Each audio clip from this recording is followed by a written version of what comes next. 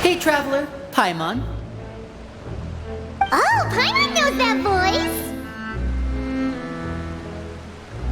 Over here.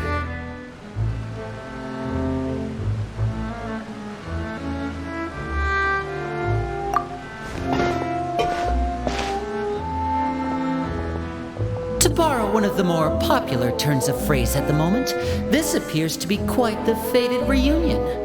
Running into you two out of the blue like this has really made my day. I certainly wasn't expecting it. You can say that again. What brings you to Poisson? Wait, Paimon's got it! You must be here for one of your magic shows, right? Actually, we've run into a bit of trouble on the home front, so Father arranged for us to stay in Poisson for the time being. Oh, are Lynette and Fremine here too?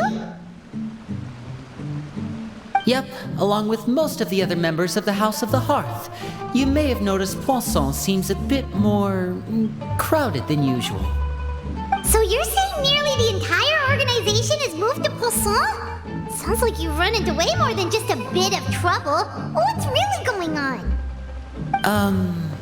Well... Since the two of you are so curious, perhaps I can fill in the gaps. You scared Paimon half to death! Father, you're here. You know, on second thought, maybe we don't need to know. It's all probably super confidential House of the Hearth stuff, right? We totally weren't trying to pry or anything. No need to be nervous. I could sense your genuine concern from your conversation just now. Of course, I can also understand your confusion. Sending so many Fatui here to Poisson, it's only natural that some might suspect an ulterior motive to be involved. I understand. I'm well aware you've had your fair share of confrontations with the Fatui in the past, and I can't exactly guarantee that we'll remain on good terms in the future. As for right now, however, I would say we have little reason to be at odds, wouldn't you agree? The House of the Hearth could stand to be more open with those who have worked so closely with us in the past. As for the issue at hand, well, it hardly relates to any ulterior motive. To be frank, it all stems from a certain rumor circulating around the House of the Hearth. It's an internal matter. What sort of rumor? A rumor that a certain phantom child is hiding away in the House of the Hearth. A phantom child? Who, just hearing the name is giving Paimon the creeps. A spirit that should have long ceased to exist is lurking in the shadows of the House of the Hearth. So I decided to bring the children to Poisson before continuing to investigate the situation. I expect I should be able to track down the spirit fairly quickly. After that, it's just a matter of resolving the situation, if you will. It shouldn't be much trouble at all. If you're curious, or if you still have some concerns, it might be advisable to stick around for a few days. I'm sure the children would be exceedingly pleased to welcome some visitors. Lenny, I'll leave you to entertain our guests. I have some matters to attend to. Of course, Father.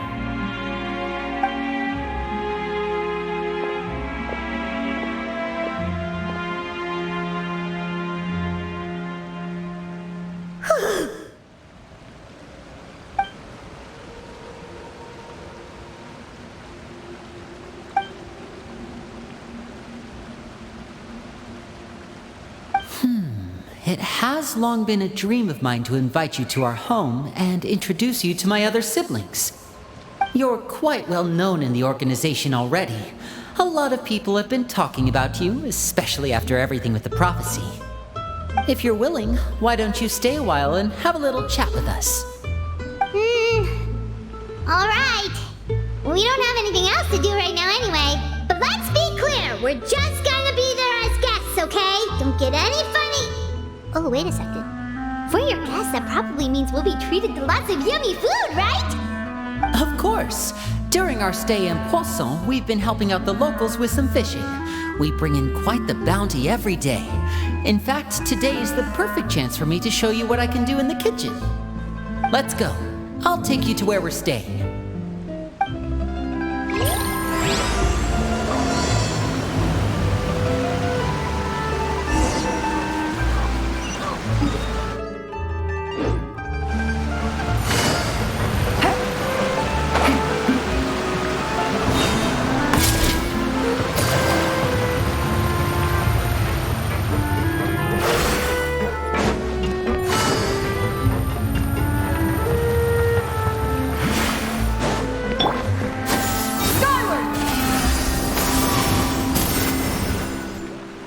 We rented this house from one of the locals to use as a temporary base. I'll come back later and tidy up a bit. After that, it should be all ready for you to stay in tonight. Awesome, thanks! So, where are we off to now? Well, when I happened to run into you two earlier, I was actually in the middle of distributing some supplies. With this many people staying in Poisson, we have to bring in outside supplies every now and then. I should probably make sure the rest of these provisions get delivered. Otherwise, people might start to get antsy. Okay, we'll come with. There are all sorts of rumors about your organization floating around out there. Paimon's not sure if she could even take a wild guess as to what's true and what's not. But now that we finally have the chance to see a day in the life of the house, we can take a good look at how you operate. Well, you're more than welcome to come along. Just follow me.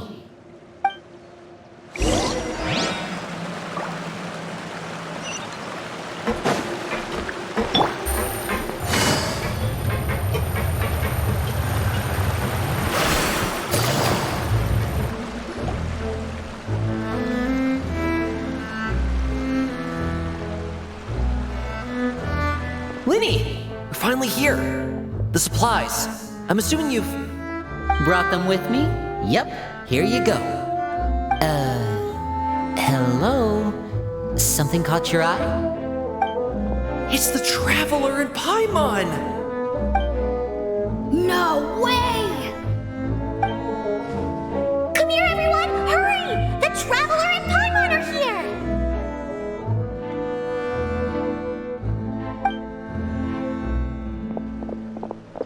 One at a time, please. Don't crowd around them all at once. We don't want to scare off our guests now, do we? Oh, it's alright! Gotta say, Paimon didn't realize we were this famous. Of course! Father and Linny have told us so much about you. Father told us about how you helped Linny.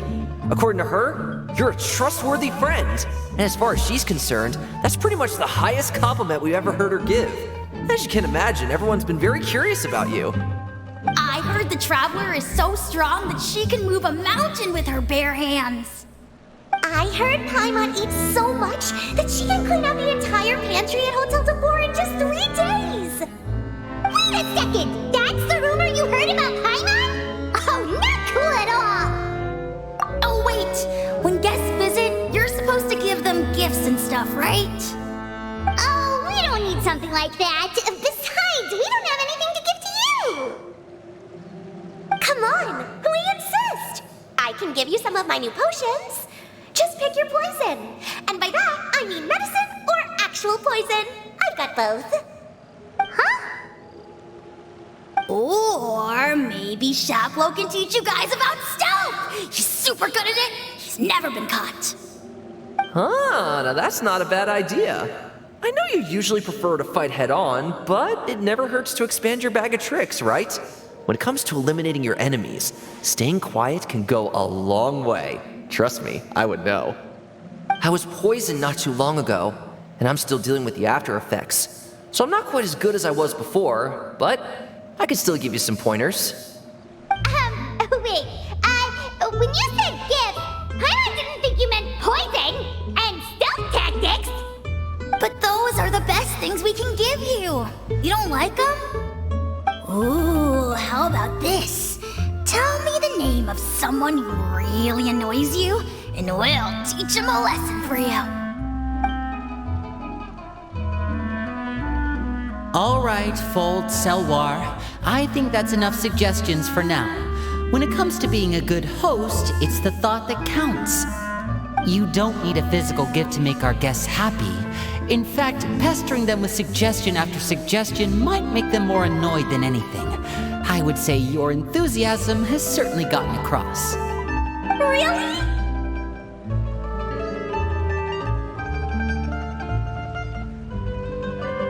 Awesome! It's been so long since we've had guests to play with. If there's anything you need, just let us know. Yeah, especially if it's poison or something. I got all sorts of potions for that. Well, we'll talk to you all later. We've still got supplies to distribute. All right, see you later.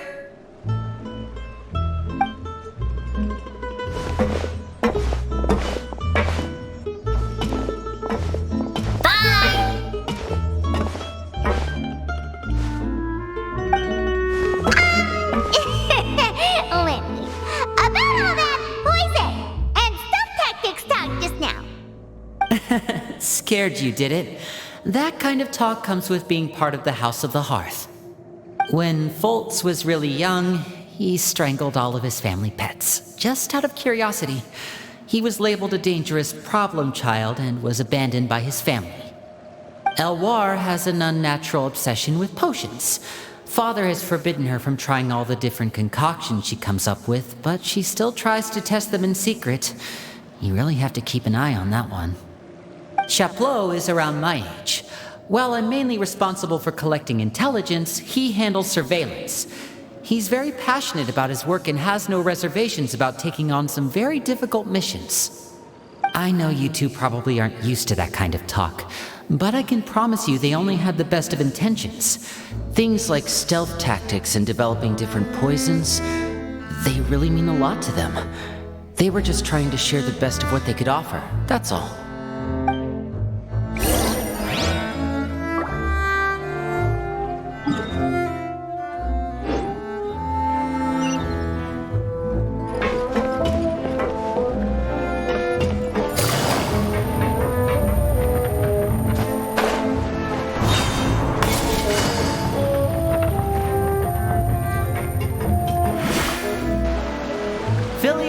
Supplies are here.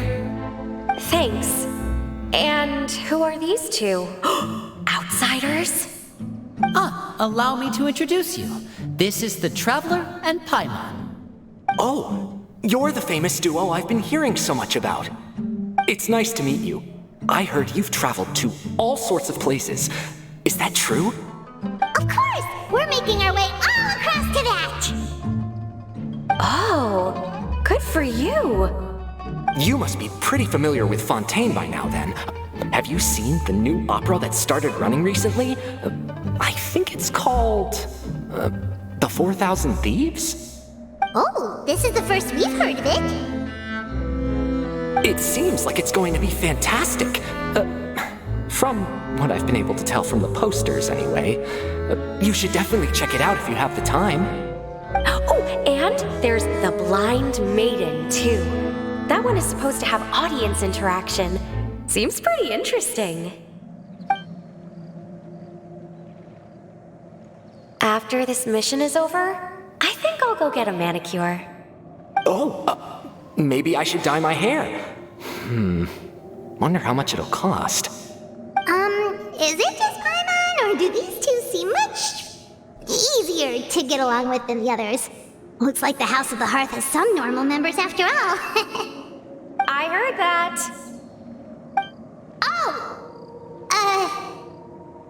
Oops.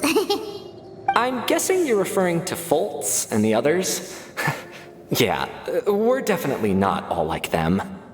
I bet those crazies are practically foaming at the mouth right now. I'm sure they just can't wait to get back to Snezhnaya to carry out the plan. That's enough, Filial. Don't talk about family members behind their back, right? Whatever. Let's go. Guess this is goodbye then. If you ever have some time, we should go see the opera together.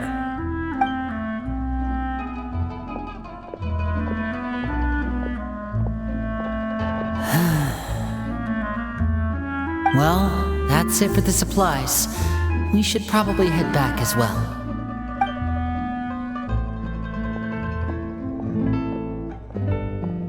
Well, they didn't seem too happy with each other. Seems like there could be something more going on here.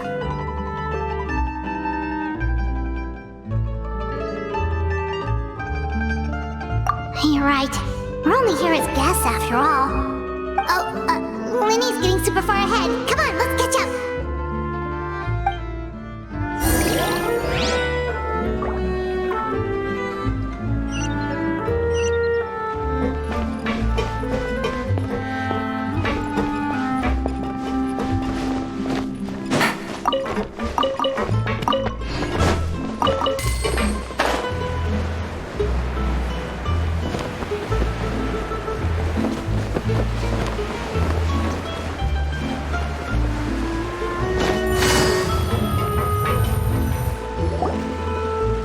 So, what do you think of the members you've met so far?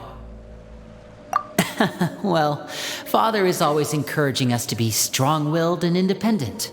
So if there's one thing we've got, it's people who aren't afraid to speak their mind.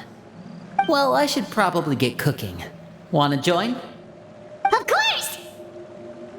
Then let's head out and... Fremine, what are you doing here? Well, Fremine, nice to see you again!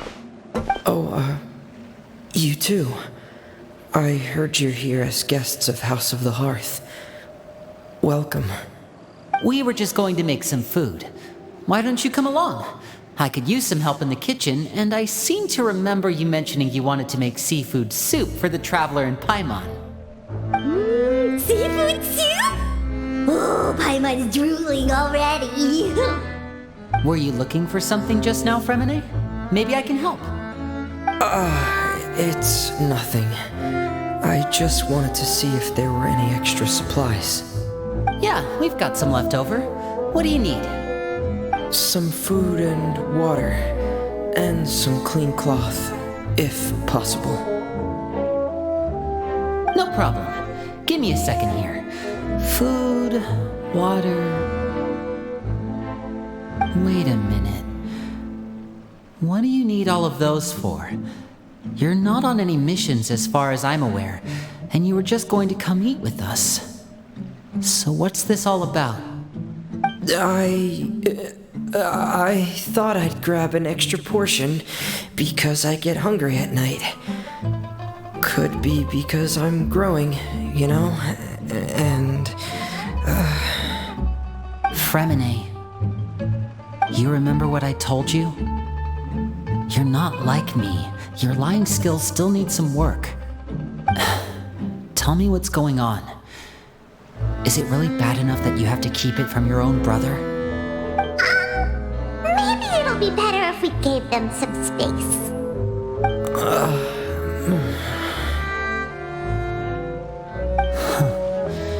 This is the first time I've seen that kind of look on your face.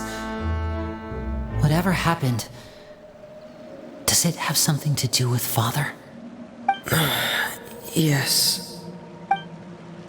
Just follow me.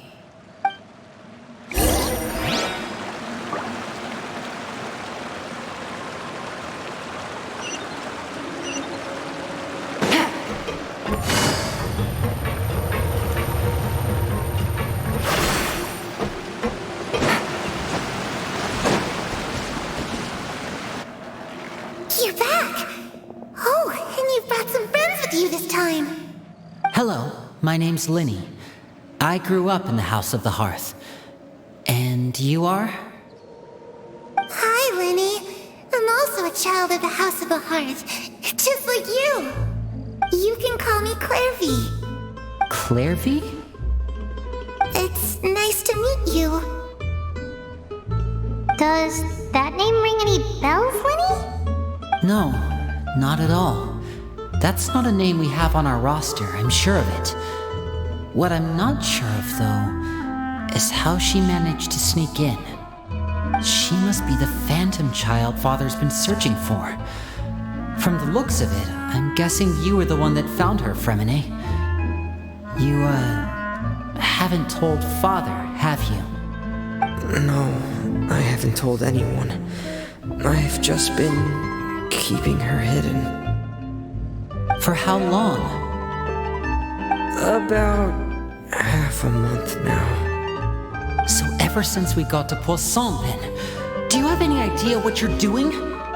I know what I'm doing. Really? Because from where I'm standing, it looks like you're hiding the very person Father has been trying to find. If Father finds out about this, everyone involved is going to be punished. You know the rules of the House, Fremine. I know you do. Father doesn't tolerate any form of betrayal. So why are you doing this? I've thought it through. And I just can't hand her over like that. Linny, don't you remember last year? Sheplo nearly died after getting poisoned during that one mission. He wasn't able to get back before the poison started taking effect, and not a single person was there to help him. That night, while I was sleeping, I heard a voice telling me to go save him. I opened my eyes, but I couldn't find the source of the voice. I thought maybe I was just hearing things, but I went to look for him anyway. Luckily, I got there with enough time to save his life. That feeling of being haunted, of hearing voices, it's happened many times in the House of the Hearth. I'm sure you've noticed. So what you're saying is, that was her? She was the one who spoke to you that night? Unless there are other spirits roaming around the House of the Hearth, I don't think there's any other possibility. If Clairvy were our enemy, it wouldn't matter whether she was a spirit or an actual child. I would have acted without a second thought, because that's what Father ordered us to do. But she's been living with us, helping us from the shadows all this time. I think that makes her family. I couldn't just hand her over to be dealt with, not when there's so much we still don't know. So what's your plan then? You can't keep her here forever.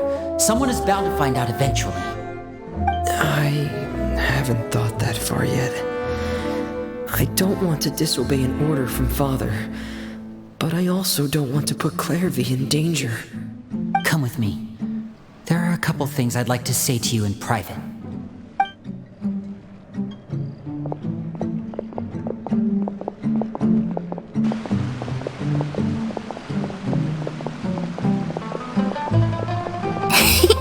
Those two sure care a lot about each other. Well, they got a funny way of showing it. From where Paimon was floating, it sure seemed like they were about to bite each other's heads off. No way! They have a really deep bond. I could tell right away, because I also have a friend like that.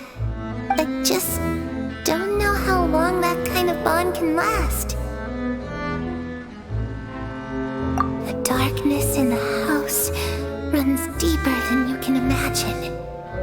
No one can get out alive. I'm sorry, Linny. I really didn't mean to drag anyone else into this. Oh really? You didn't mean to? 'Cause I for one wish you did. Huh? What do you mean? You know, when we were younger, you didn't call me Linny. You called me brother, just like Lynette. We grew up together, the three of us. We were all orphans, all rescued by Father. Of all the siblings in the House of the Hearth, I think our bond was the closest. Later on, when you started calling me Linny, I wasn't actually surprised. After all, Lynette and I are related by blood.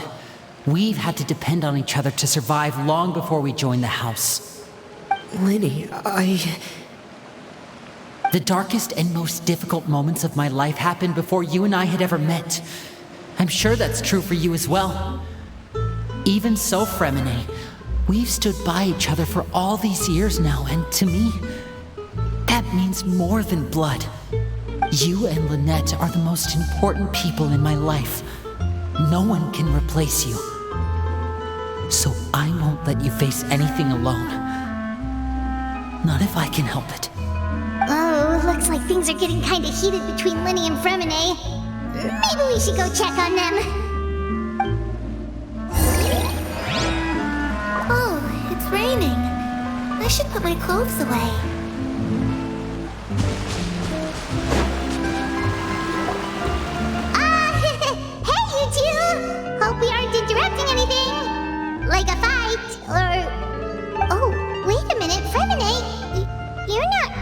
are you? Is everything alright? Everything's fine. Thanks for asking. Well, we're all friends here, right? We've been through so much together, so if there's anything we can do to help, just say the word. It's just a small family dispute. It's not something our guests should trouble themselves with. In fact, it might be better if your stay ended here. What are you getting at, Traveler? When guests are around, families are often on their best behavior. And any disputes are less likely to escalate. That's what you're trying to say, isn't it?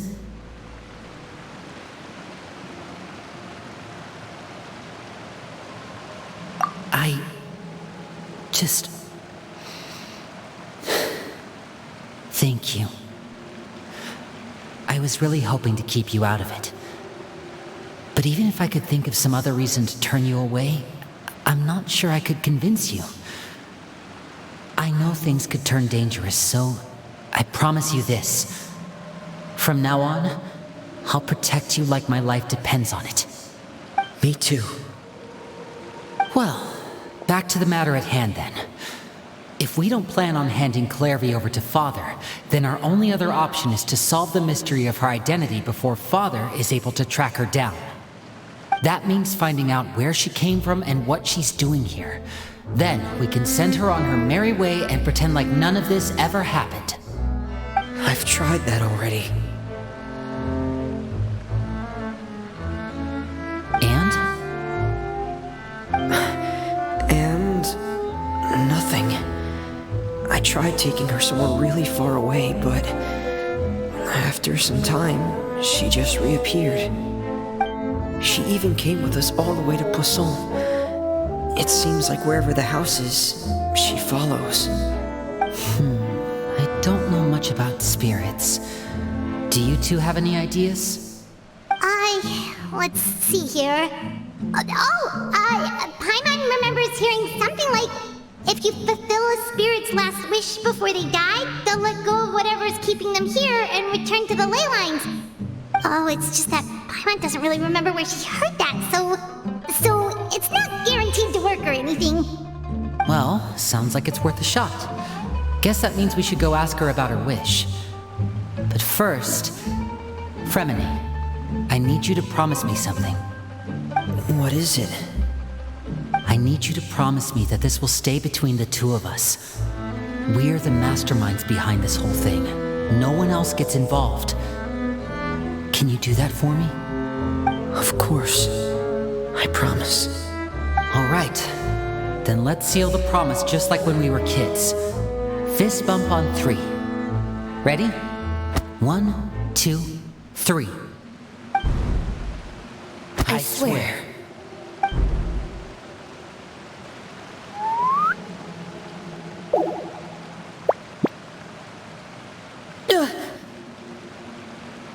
Whoa! Lynette!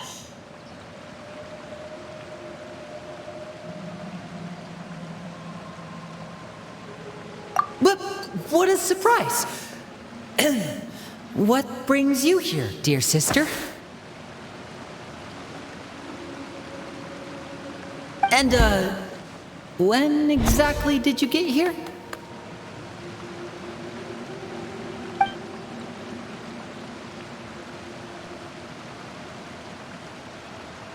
You're an idiot, brother.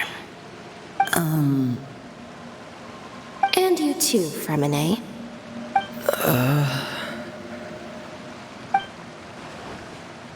You 3, Traveler. And you 4, Paimon. Wait, what did we do? I've seen Clairvy around the House of the Hearth before. I hadn't seen her in Poisson, so I figured she must not have come with us.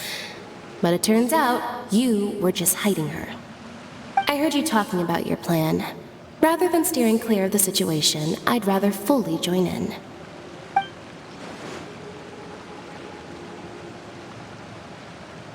If you don't agree, I'll have no choice but to report everything back to Father.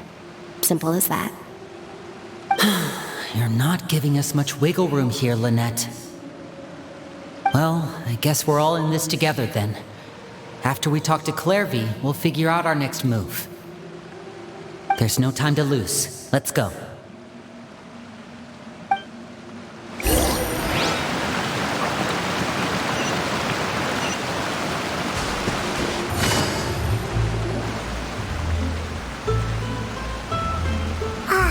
I'm full. Thank you for bringing me this food, you guys. She said she's full, but the food doesn't look like it's even been touched.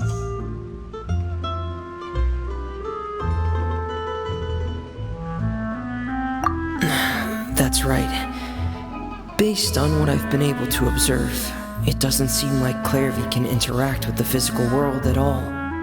Still, when she's presented with food, she'll always linger around it for a good little while.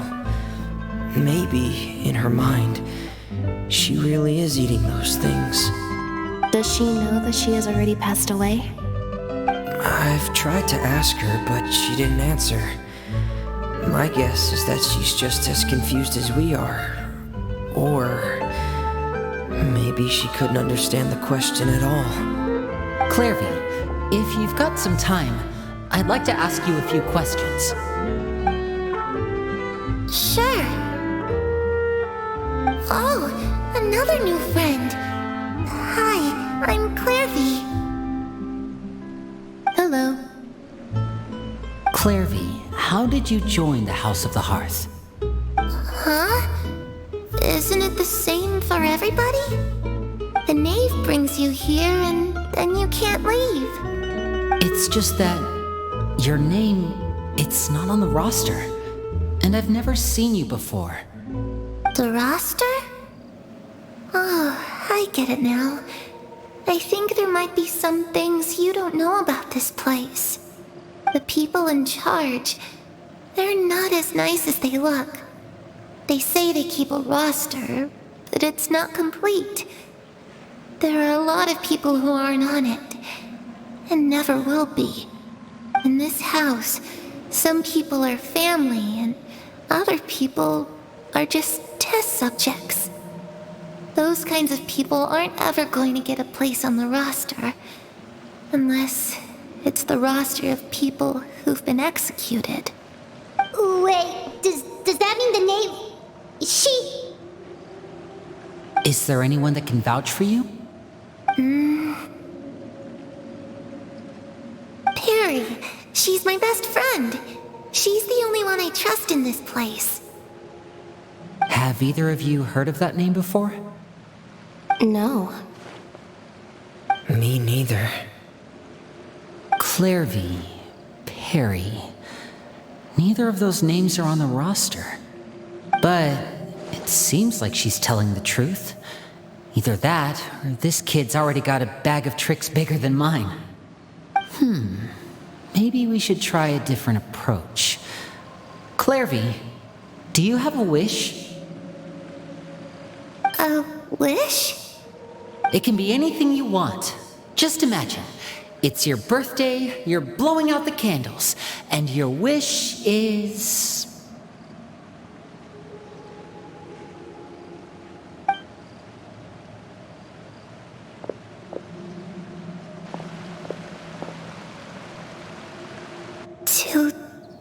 To go outside, where the sun can find me. That's... it? Well, that sounds easy enough. The darkness in the house runs deeper than you can imagine. No one can get out alive.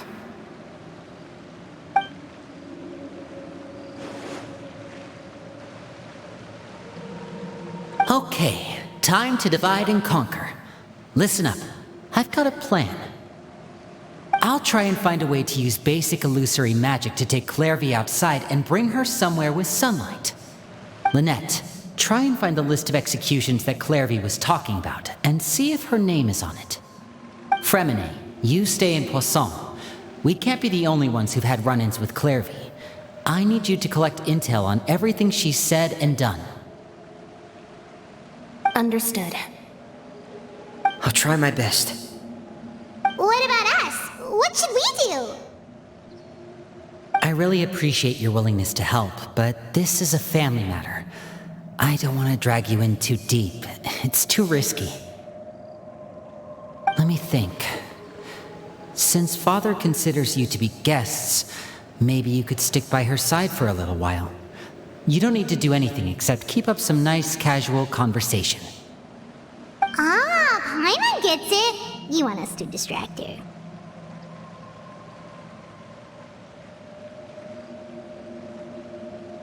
I'll give you a magic bird. If Father suspects something, all you need to do is release it when she's not looking, and it'll alert me that something's wrong.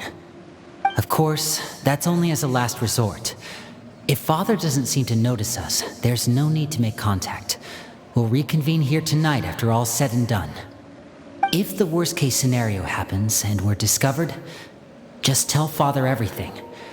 We're not going to let our guests get punished for our own actions. That's where we draw the line.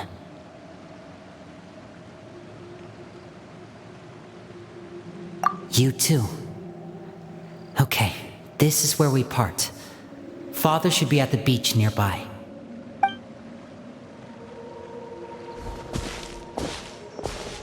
I really hope this goes well. No, it has to go well. That's the only way this can get resolved.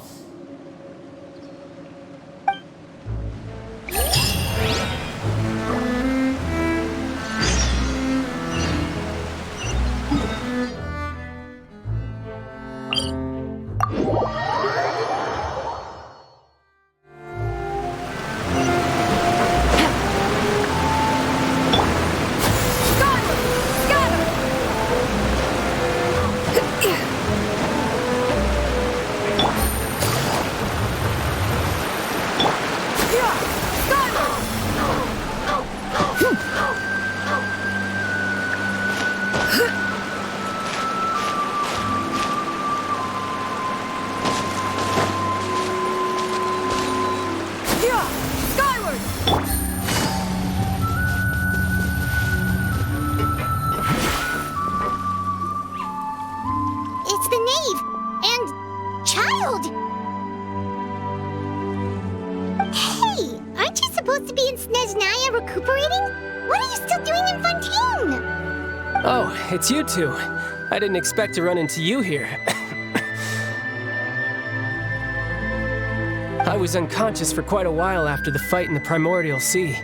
After I woke up, I realized I was being taken back to Snezhnaya, and well, I couldn't have that now, could I?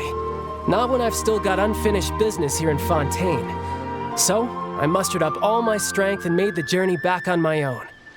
What sort of unfinished business are we talking here? It has to do with Skirk, my master. I really wanted to meet up with her, but by the time I got back, she had already left. I still have so many questions for her. Without any other leads, all I could do was ask the knave to help me track her down. She must have left behind some traces from her time in Fontaine. Oh, okay, so have you found any clues? Unfortunately, no. While the House of the Hearth is adept at collecting all manner of intelligence, certain existences can still manage to escape our purview. Basically, unless Master feels there's a need to meet with me, she's not going to be found. But that problem has an easy fix.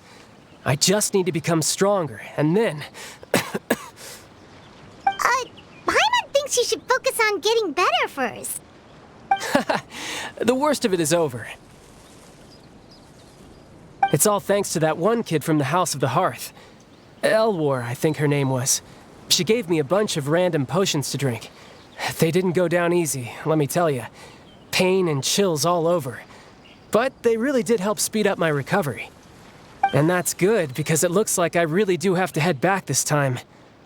The old man's been putting the pressure on me. He sent someone to tell me I'm needed for some sort of project. Project Stuja? Yeah, that's the one. I heard Regrator's involved too. I'm not looking forward to having to listen to all his monologuing, that's for sure. Hey, maybe you could think of a way for me to stay in Fontaine for a little longer. Helping Linny and the others brush up on their fighting skills would be far more interesting. If you and I could spar, that would be even better. I've been waiting for a chance to see you go all out. And what a sweet little daydream that is.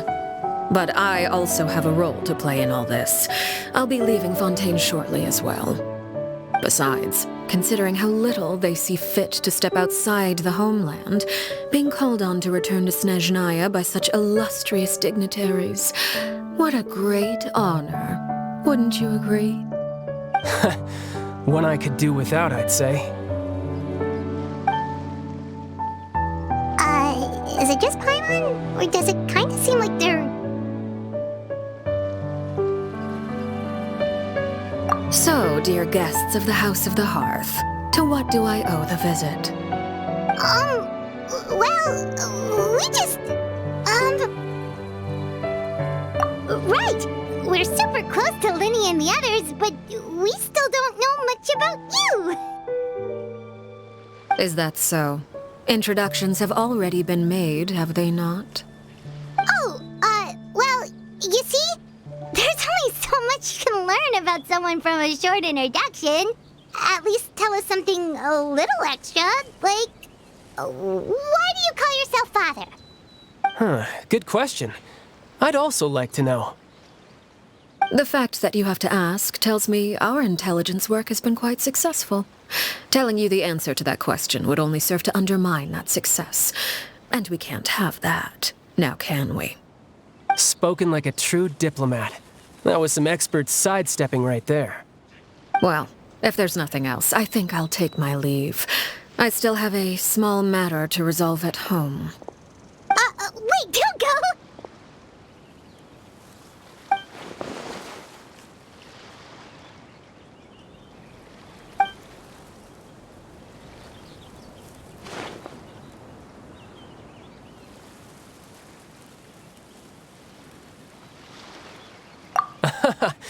I'd also like to hear the answer to this.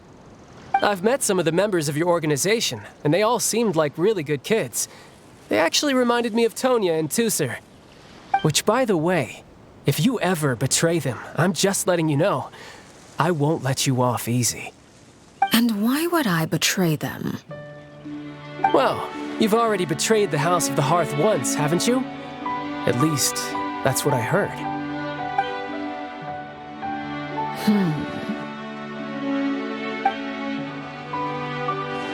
Okay, I admit. That's just what the old man told me. The rooster, I mean.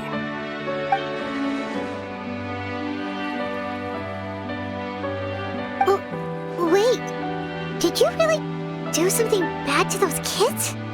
Never mind what I've done. I'm more curious as to what the mighty rooster had to say. Care to enlighten me? Well, nothing much. Just some stuff about you taking out many other members of the House of the Hearth, and even going so far to attack your own family. I see. Based on your reaction, I'm guessing it's all a bunch of lies. Hardly. I don't appreciate his particular turns of phrase, but I suppose he didn't say anything untrue. Although, it would be more accurate to say that there is a certain level of prejudice involved, but I don't intend to clear that up just yet. Prejudice has a funny way of concealing the real truth behind certain things, an attribute that I find to be quite advantageous. Call yourself a Fontainian, for example, and people will assume all sorts of things, when the real truth is that this is simply the land where I was raised. Huh? You're not actually from Fontaine? But then why did you try to help out with the prophecy and everything? I was trying to protect the children born in Fontaine. Claiming that I myself was a Fontainian simply made it easier to operate. People would hardly suspect a fellow Fontainian of having any ulterior motives. Who wouldn't want to save their homeland after all? The primordial sea wouldn't have any effect on me, but it would have caused great harm to the House of the Hearth. Well, you wanted extra information, didn't you? There you go. I hope that satisfied your curiosity.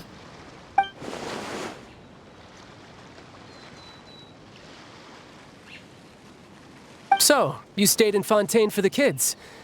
I guess I was wrong to believe you'd betray them. Apologies. Looks like I was holding on to some prejudices myself. Good. Like I said, I like it when others have misconceptions of me. Actually, while I was recuperating at the House of the Hearth, there was something else that really caught my attention. I heard that members always resolve disputes and arguments with a friendly spar, and the loser has to back down. Seems pretty cool if you ask me. Would also give them plenty of opportunities to hone their skills. Well, that's only a recent development. In the past, such spars weren't nearly so friendly. The losing party would lose everything, including their life. They were that high stakes? Whew, at least that's not a thing anymore. Well, the current atmosphere's not half bad. I'm a bit jealous, actually. You've got so many family members around you, and you even get to live with them. Having a lot of family around means dealing with a considerable amount of bickering and scheming. Once Tonya and Tusar enter their rebellious phase, I'm sure you'll understand. Just imagine. Tusar becomes obsessed with plucking out strands from the rooster's mustache, or Tonya decides to dye her hair 42 different colors. Okay. I get the picture.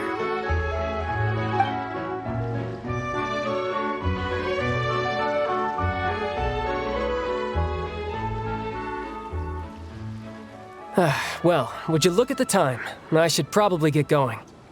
Traveler, Paimon, I'm not sure where our paths will cross next, but the next time we run into each other, we should definitely try and find some time to spar. Again,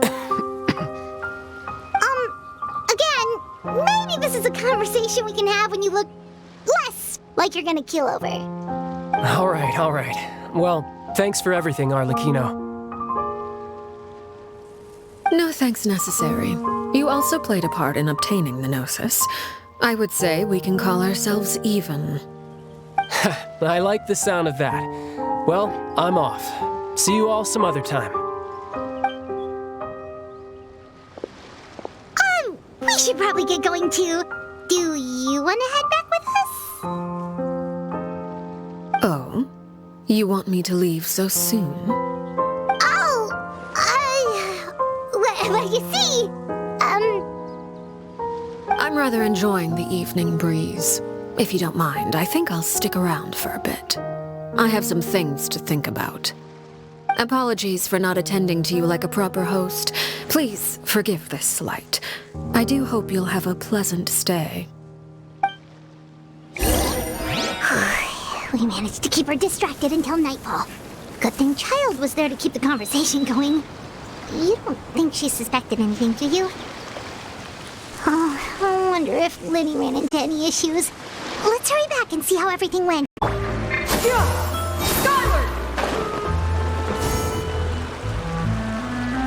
Liddy, how did everything go?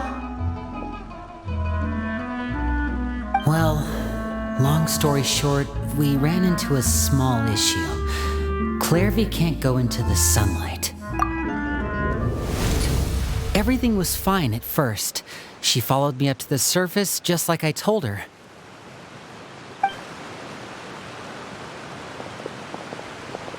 But as I led her out of the shadows and into the sunlight, she vanished. I turned around and there she was, standing at the edge of the shadows, silently watching me.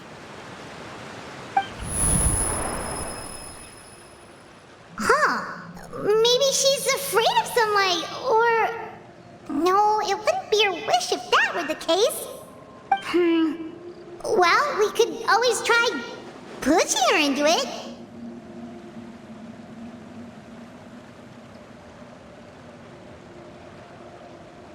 Oh, true. I've pretty much tried it all already. Nothing worked. Eventually, the sun went down, so all I could do was bring her back here. How did it go with you, Lynette? Good. I've got the list. It's right here. Really? Well, what are we waiting for? Let's take a look!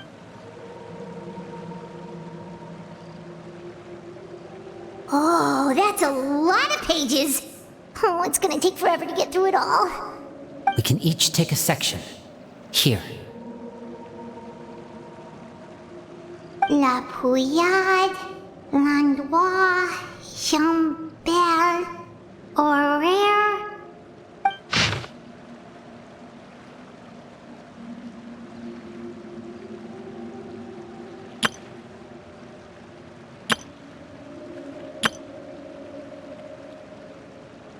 Oh, yikes. That Aurore guy has a huge scar on his face. He's kinda giving Paimon the creeps. I've met him before. The scar is from an injury he received during a mission. I still remember him joking with me about it. He said any future lover would take one look at him and then lose all interest. Did he say anything else? Well, I asked if there was someone he was interested in. He said no, and that's where our conversation ended. It was only later that I learned he really did have someone he liked. He risked everything to escape so he could be with her, but it didn't work. One day, Father asked to see him, and, well, I never saw him again after that. Wait, so that means the knave, It may seem cruel, but it's just one of the rules of the house. Betrayal is not to be taken lightly. We know too many secrets to come and go as we please. So, if you do try to leave, you pay with your life.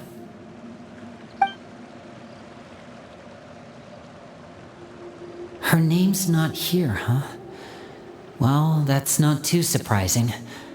It doesn't seem like this list is complete. It only contains records dating back around 5 years. Let's shift our attention then. Fremine, were you able to find anything out? Fremine.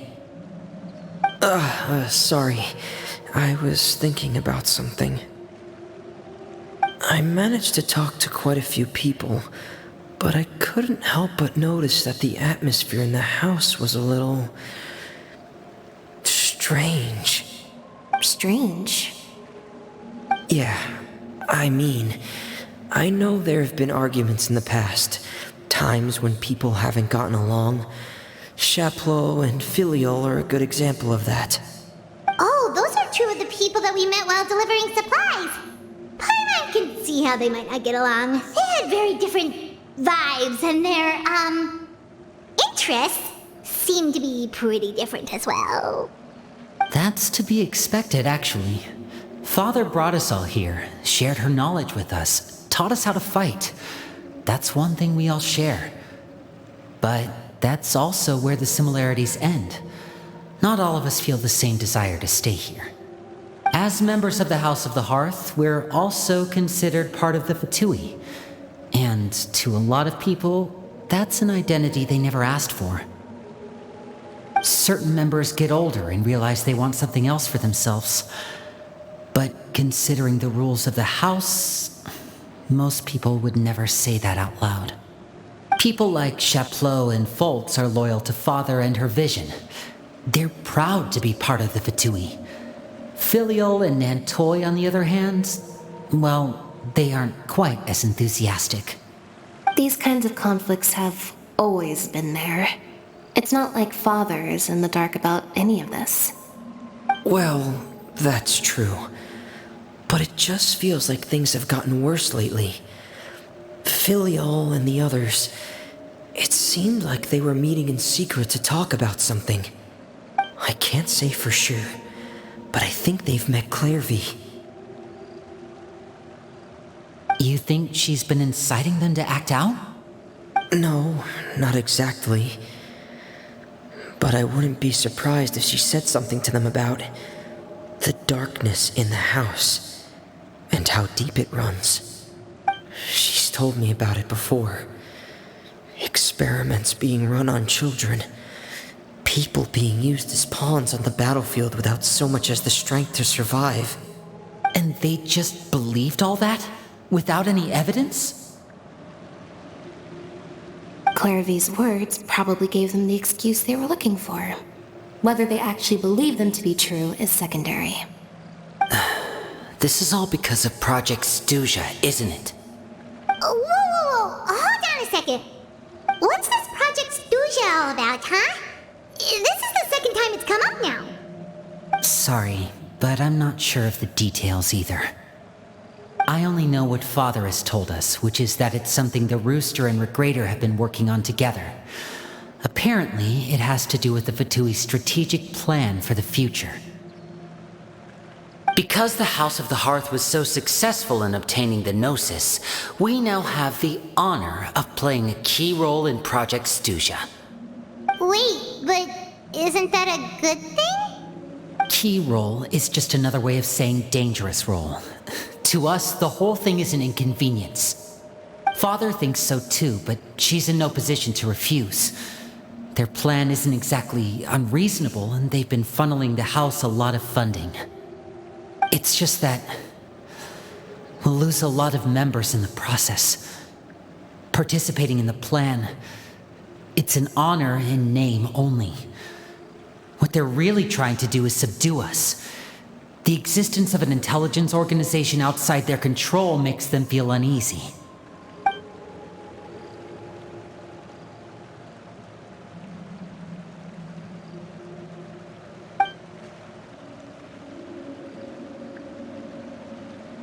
Okay, super complicated top secret Fatui business aside, what does all of this have to do with the conflicts you were talking about earlier?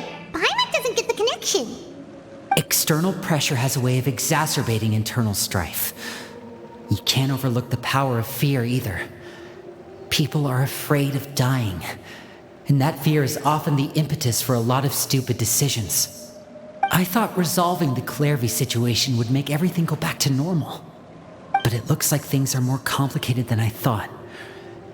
If we leave Filiol and the others to their own devices, sooner or later, Father will be forced to take action. We can only focus on one situation at a time, brother. You're right. Even if we confront Filiol and the others, it won't do any good.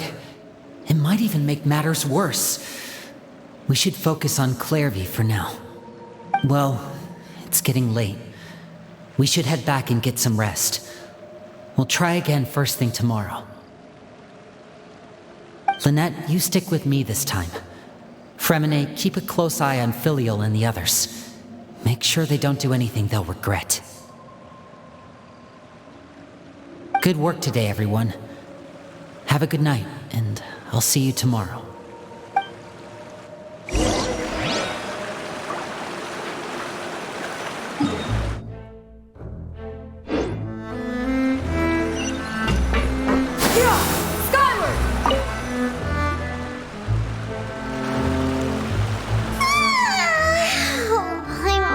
Forward to an early night, but she can't sleep at all. Hey, you don't think the knave will be too angry with Lenny and everyone if she finds out about all this, do you? She's even scary when she smiles.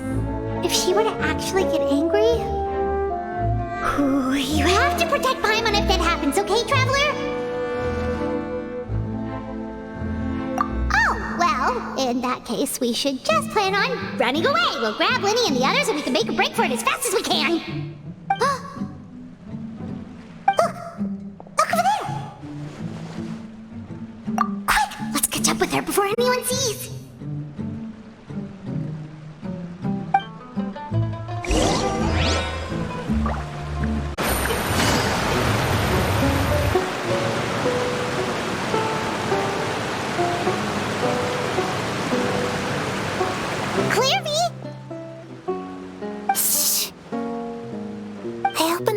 While no one was looking. Look how pretty the outside is.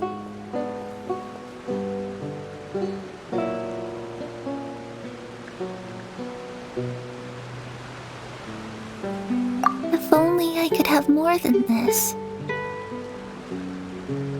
You probably think I'm being silly, huh? All this hopeless resisting. It's better to dream of what I could have than try to make it a reality, right? Please, help us get on the same page here, Clary. We need you to tell us what you know. Can you do that? Sure. Although, after you hear all this, I think you might regret that decision. Everyone in this family is nothing more than a tool.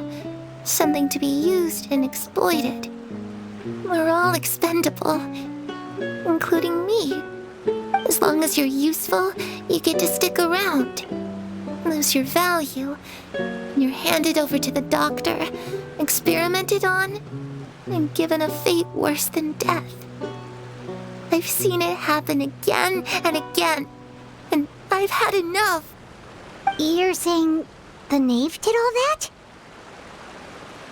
It's just, that doesn't seem like something she would do. She's scary and all, but it seems like even she has lines she wouldn't cross. I knew you wouldn't believe me. Everyone thinks she's a good person. They all think of her like a real mother. Mother? But she doesn't deserve that title. She's disgraced it and tarnished it. And if I had things my way, I'd never see her again. If only Perry were here, she'd understand. Perry. There's that name again. Also, Paimon's getting a strange feeling. It almost feels like she's not really here with us. Paimon can't tell if she's actually talking to us or if she's mistaken us for someone else.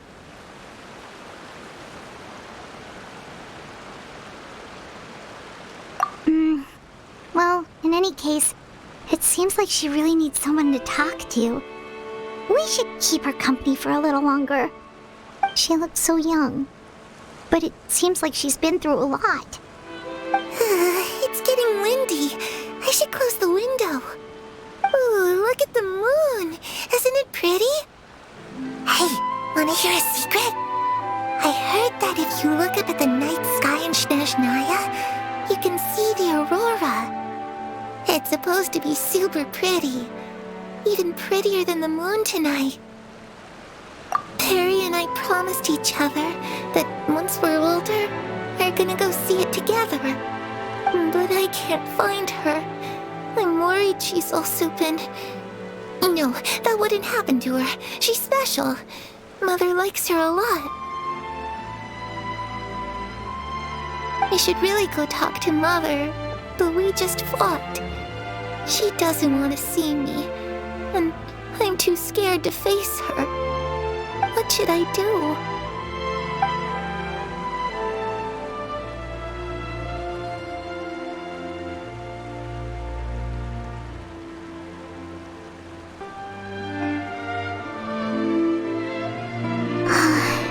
Paimon really doesn't understand what's going on with her.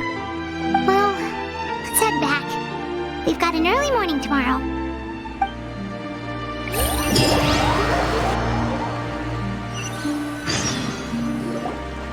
All right, looks like we're all here. Let's go ahead with the plan. Oh? What is it?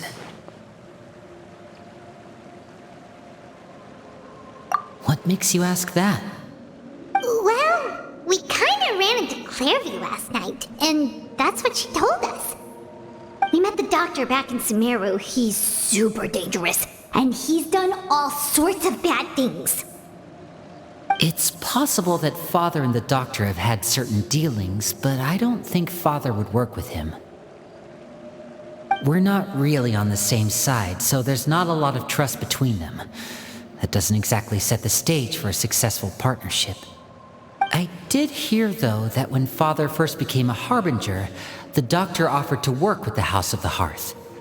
Father rejected most of his proposals, except for one. It had to do with some sort of secret experiment. Secret experiment? Could that be what Clairview was talking about? I don't think so. I don't know any details about the experiment itself, but I do know it's an entirely independent operation. The Doctor only proposed a direction for the research. That was the extent of his involvement. I still don't think that counts as working together. The details of the experiment are confidential, but complete records are kept on all participants. That doesn't seem to be the case with the situation Clairview referred to. I know you don't agree with some of the Fatui's methods, and I'm not asking you to. But I am asking you to trust us on this. The House of the Hearth has its own principles. There are certain lines we're not willing to cross. Alright, that's good to hear at least.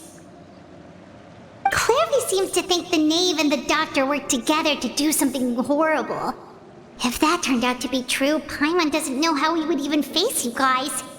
It's just that it doesn't seem like Clary is lying either. The easiest thing to do would be just ask the knave directly, but Paimon doesn't think she'd tell us. Father didn't come back last night. She's probably still near the shore.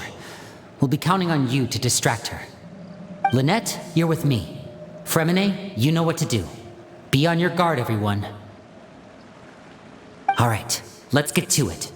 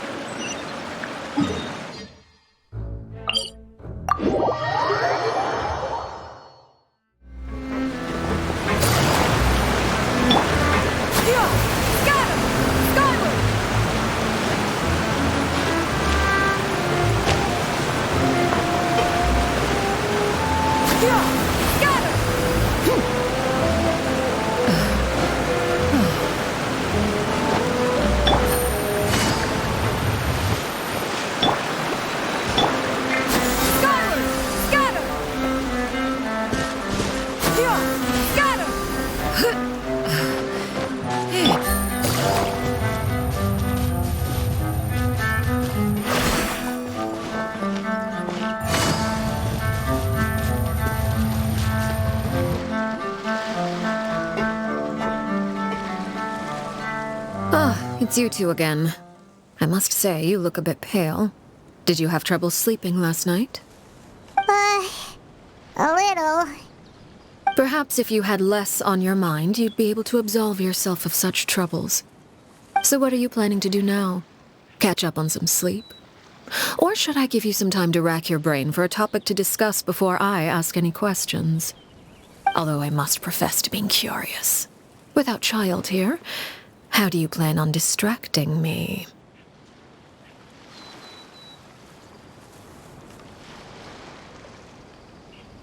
Us? Distract you? A good one. But no, we were just here for a chat. Looks like you could have used some extra time to think. No matter. If you don't have any other plans, why don't you accompany me somewhere? Don't worry. I'll be sure to steer clear of any scheming children. The ocean breeze is sure nice today.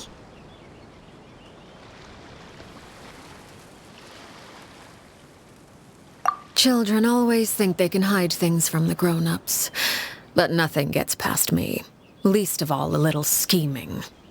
I think I'll let them have at it for a little longer. I can be very patient. Well, I'll leave you to think things over. If you're so inclined, meet me outside the Palais Mermonia. Good things come to children who do as they're told. So I do hope you decide to tag along. If only for your friends' sakes. What should we do? She clearly knows about everything we've been doing, and Paimon doesn't think it'd be a stretch to say she was threatening us just now.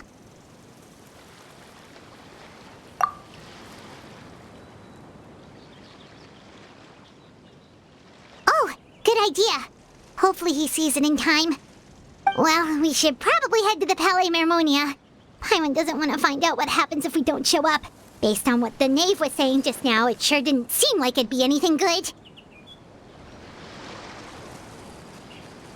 Okay, then we probably shouldn't keep her waiting. It seems like Lynn and the others are on thin ice, so let's do our best to not get them in any more trouble.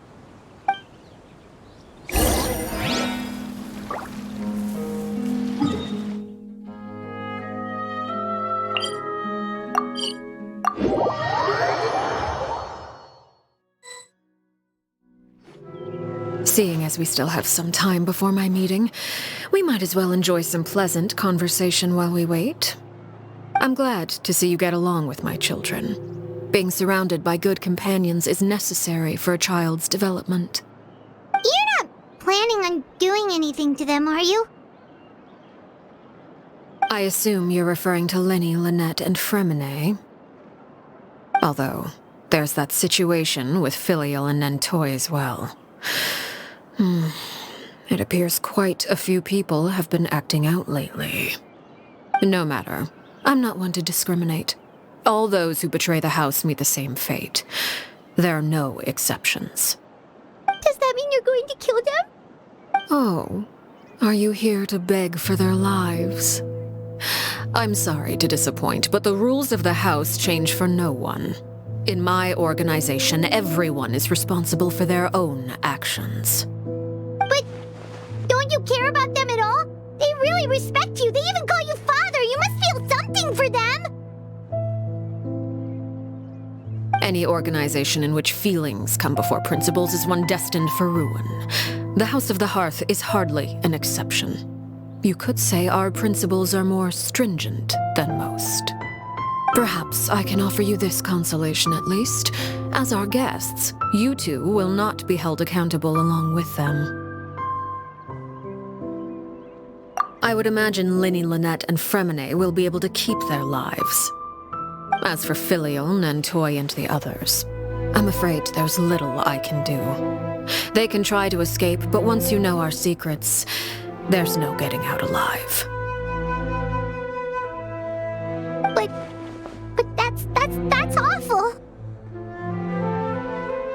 Ah, you seem concerned. Out of consideration for my guests, I suppose I could turn a blind eye for a little longer. If Linny and the others manage to dispose of Clairvy in the meantime, all evidence of their wrongdoing will be lost. In that case, I could hardly punish them for something I couldn't prove. If their efforts are unsuccessful, on the other hand, all will be held accountable, and the punishment will be severe. Of course. Oh, and here, I believe this belongs to you. Do try and keep better track of it next time. It takes a considerable amount of time to train a bird like this. It would be such a pity if you were to lose it. Permanently. Wait, where did you get that? Well, I'm afraid that's all the time we have to chat. Now, for the matter at hand. I asked you to meet me here because I have business at the Palais Mermonia. It has nothing to do with you, but I think it would be prudent for you to stick by my side for the time being. There will always be time later to run off and tell Linny what you've learned. Well, time to go. Looks like we wrapped things up just in time.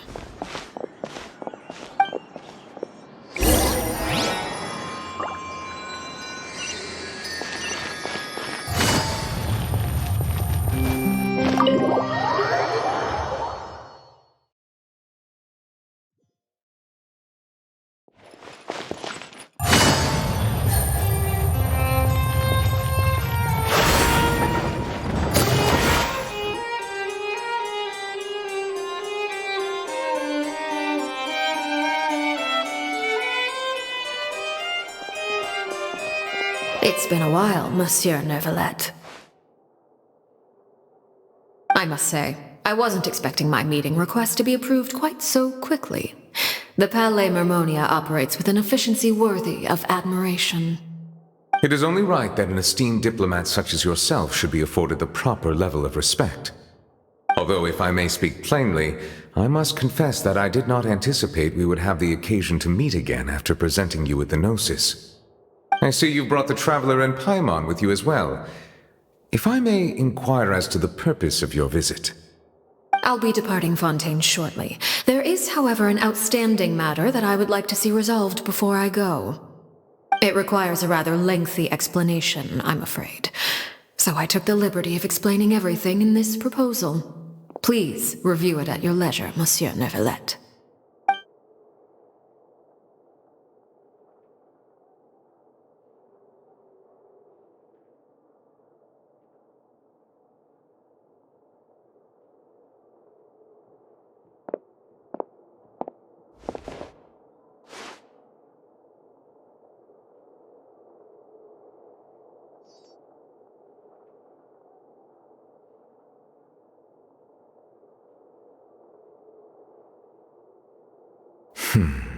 I understand your request. However, at the risk of causing offense, I must admit that I fail to see why you would wish for such a thing. I heard you have a certain fondness for water tasting, Monsieur Neuvillette, so allow me to use water as an analogy. A family is like a large body of water with countless rivers flowing in and out. As someone who watches over this system, I would hope that each river that flows from the source will eventually reach the ocean. Of course, objectively speaking, I know this is impossible. Most of the rivers will dry up along the way, disappearing into the ground and leaving nothing but a barren riverbed behind. Not all rivers are destined to reach the ocean, but I would not see their existence rendered meaningless.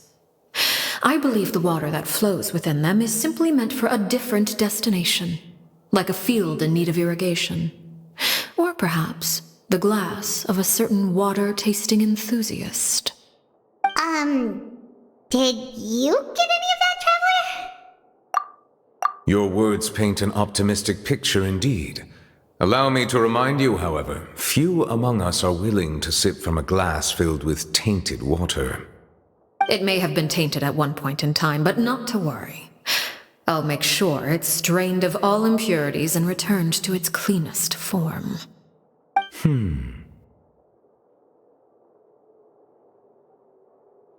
I seem to recall there being a transactional aspect to your proposal. Perhaps you could expound on that?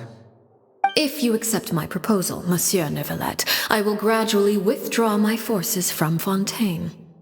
And, unless absolutely necessary, I will no longer carry out any special missions within Fontaine. I presume I can take your words to mean that, in the future, cases similar to the Tartuffe assassination will cease to cross my desk? Tartuffe? Ah, that thief who embezzled funds from all those charities, you mean? My deepest condolences to his family, but without any evidence, I cannot imagine how the House of the Hearth might have been involved in his passing. Of course, if you accept my proposal, Monsieur Neuvillette, I'm sure certain measures could be taken to reduce the frequency of such troubles. You choose your words carefully indeed.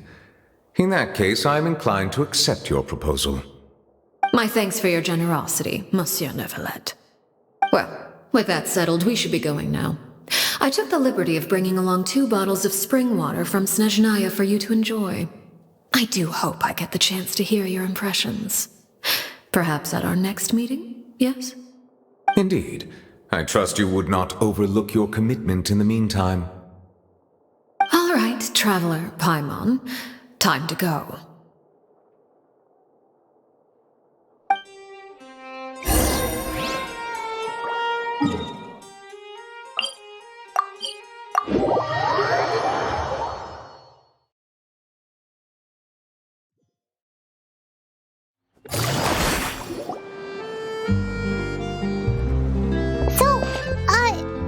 What exactly were you talking about back there? Paimon only heard you mention some rivers, a large body of water, and then some kind of irrigation scheme. You really want to know? I would imagine there might be more pressing concerns at the moment.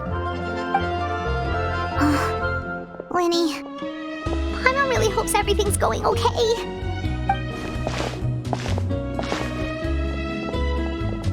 Oh, Paimon recognizes that look. You've got your thinking cap on, don't you, Traveler?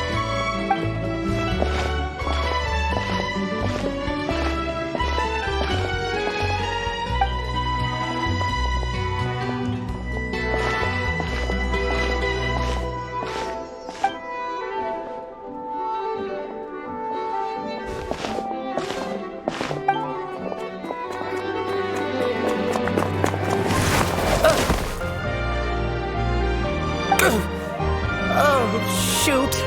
Are you alright? Oh, jeez, I'm so sorry. I was so focused on selling these papers, I wasn't looking where I was going. Well, let me make it up to you at least. Here, take this paper. On the house.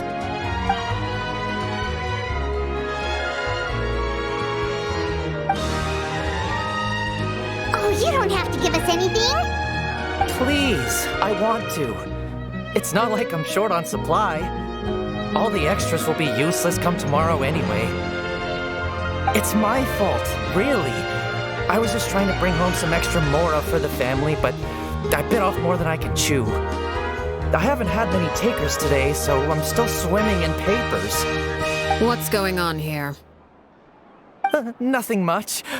I just ran into your friend here on accident. I should probably get going, actually, so... Hold on. Of course, I'm happy to compensate you with mora, it's just... I don't have any on me at the moment. I'll take 3 papers. Here. Your payment. Oh! Thank you for your patronage. May the Archons bless you with good fortune. If only I had the chance to run into such generous customers every day. I should probably just take on a smaller inventory though, right? I'm getting married soon, so sometimes it's hard to not get ahead of myself. Anyway, I should head out. Goodbye! Well, now that my affairs are settled, we should take the boat back to Poisson. We've even acquired some light reading to enjoy along the way. Actually, why don't we stick around for a little longer? Paimon just realized how hungry she is. She can't head back to Poisson on an empty stomach.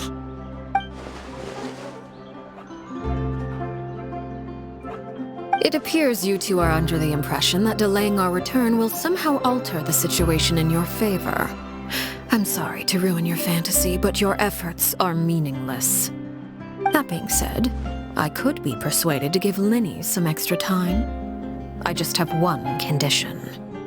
If you agree to my request, I'll even answer some of your questions. You're quite curious about Clairvy, are you not? And my relationship to her. Wait, why are you being so generous all of a sudden? You're not gonna ask us to do something bad, are you? You overestimate yourself. You don't have the talent for bad things. Then what can you possibly... The most important consideration in a negotiation is that both sides receive something they want. Demands and threats only get you so far.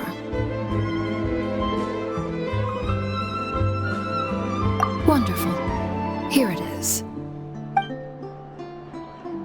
When the time comes, make the choice that you deem most appropriate in the situation, and lend your help to the House of the Hearth. Okay, sounds normal enough. But what do you mean, when the time comes? When is that supposed to be? That is for you to decide. Then we have a deal. Follow me.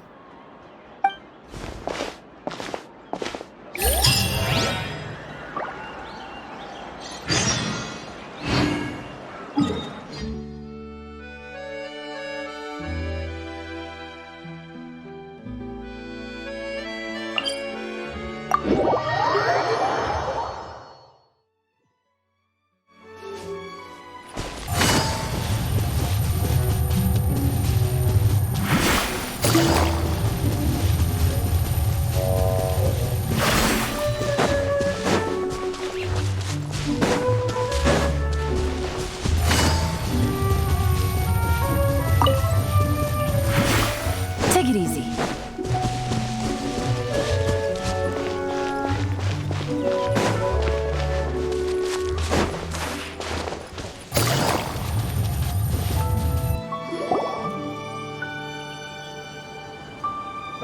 What is this place? Somewhere long forgotten by everyone. It used to be a grand building. Now it's nothing more than a pile of rubble. No one comes here anymore, nor does anyone care about what once happened here. Although, this place does have something to do with the story I'm about to tell you. It was before I became a Harbinger, and before Linny and the others joined the House of the Hearth. Due to certain events, I first killed Clairvy and then her mother. And this is where it all happened. You were the one that killed Clairvy?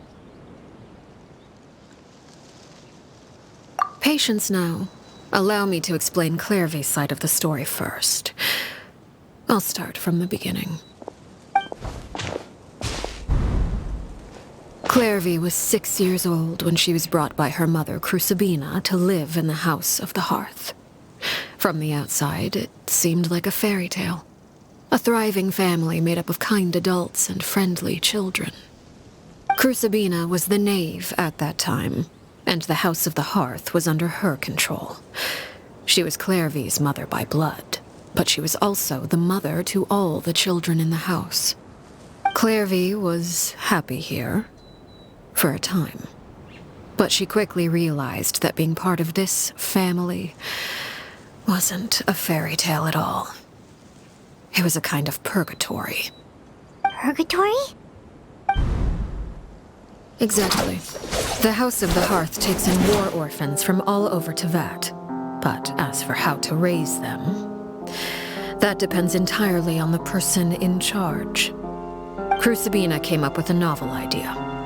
She would teach the children to fight, force them to duel each other, and then crown as the king of the house the child who proved themselves most worthy of inheriting her title. It's difficult to estimate the number of children who died or were maimed in the process. There's little I can say about the ones who died. The ones that emerged with permanent injuries, on the other hand, well, they still served a purpose. They would be handed over to the doctor to be experimented on, or sent away on dangerous missions. Nothing more than tools to be used and then discarded. So those were the experiments Clairvy was talking about. But what actually happened to her? You said that Clairvy was Crucibina's daughter, so if Clairvy tried to convince her to stop what she was doing, Crucibina probably would have listened, right? Despite being Clairvy's mother, Crucibina cared little for her daughter. She forced Clairvy to join the House of the Hearth only as a means to demonstrate her own impartiality as a mother, to prove that she treated all her children equally. Clairvy did try to convince her mother to change her ways, but it was to no avail. After her efforts failed, the only other option was to rise up and try to fight back. Unfortunately, the other children had already been thoroughly indoctrinated into the illusion of happiness Crucibina had created. Of course, there was one exception. Someone Clairvy's age who knew the truth about the House of the Hearth. Her name was Peruere. Wait, the friend that Clairvy mentioned? Friend, huh? I suppose we can call her that for now. Clairvy was a cheerful and passionate person with a tenacious spirit. Peruere, on the other hand, was rather cold-blooded. Her cold-blooded nature allowed her to see through Crucibina's facade. Yet, it was also this cold-bloodedness that prevented her from acting against it. At least at first. While Clairvy longed for freedom, Peruere was convinced that, amid all the fighting and violence, she would make it until the end. Despite their differences, the two became fast friends, united by their knowledge of the truth. Clairvy told Peruere that she hoped to create a real family, where no one would be killed or sacrificed. There may have been a certain naivete to her ideas, but Clairvy proved her determination many times over. She tried countless times to run away, ask for help, or expose the truth. But her efforts only earned her beating after beating. The only thing that kept her going was her strength of will. Even with her body racked with pain, she would still stand on her tiptoes and open the window at night. She and Peruere would look out at the moon together, a fierce longing for freedom shining in her eyes. But one day, that light simply vanished. Oh no. What happened? Her hopelessness resulted from a culmination of things. 10 years had passed. 10 years worth of failure after failure. She and Peruere weren't children anymore, but finding any chance to escape still seemed as hopeless as ever. It was during this time that Peruere suggested a new plan. If escaping was out of the question, why not take down the very person sitting on top of this throne of lies? Mother herself. Clairvy rejected that proposal. She claimed that, as a famous harbinger, Crucibina possessed an unimaginable amount of power. Trying to kill her would have an incredibly low chance of success. Clairvy never gave another reason, but Peruere could see it written all over her face. Clairvy still thought of Crucibina as her mother.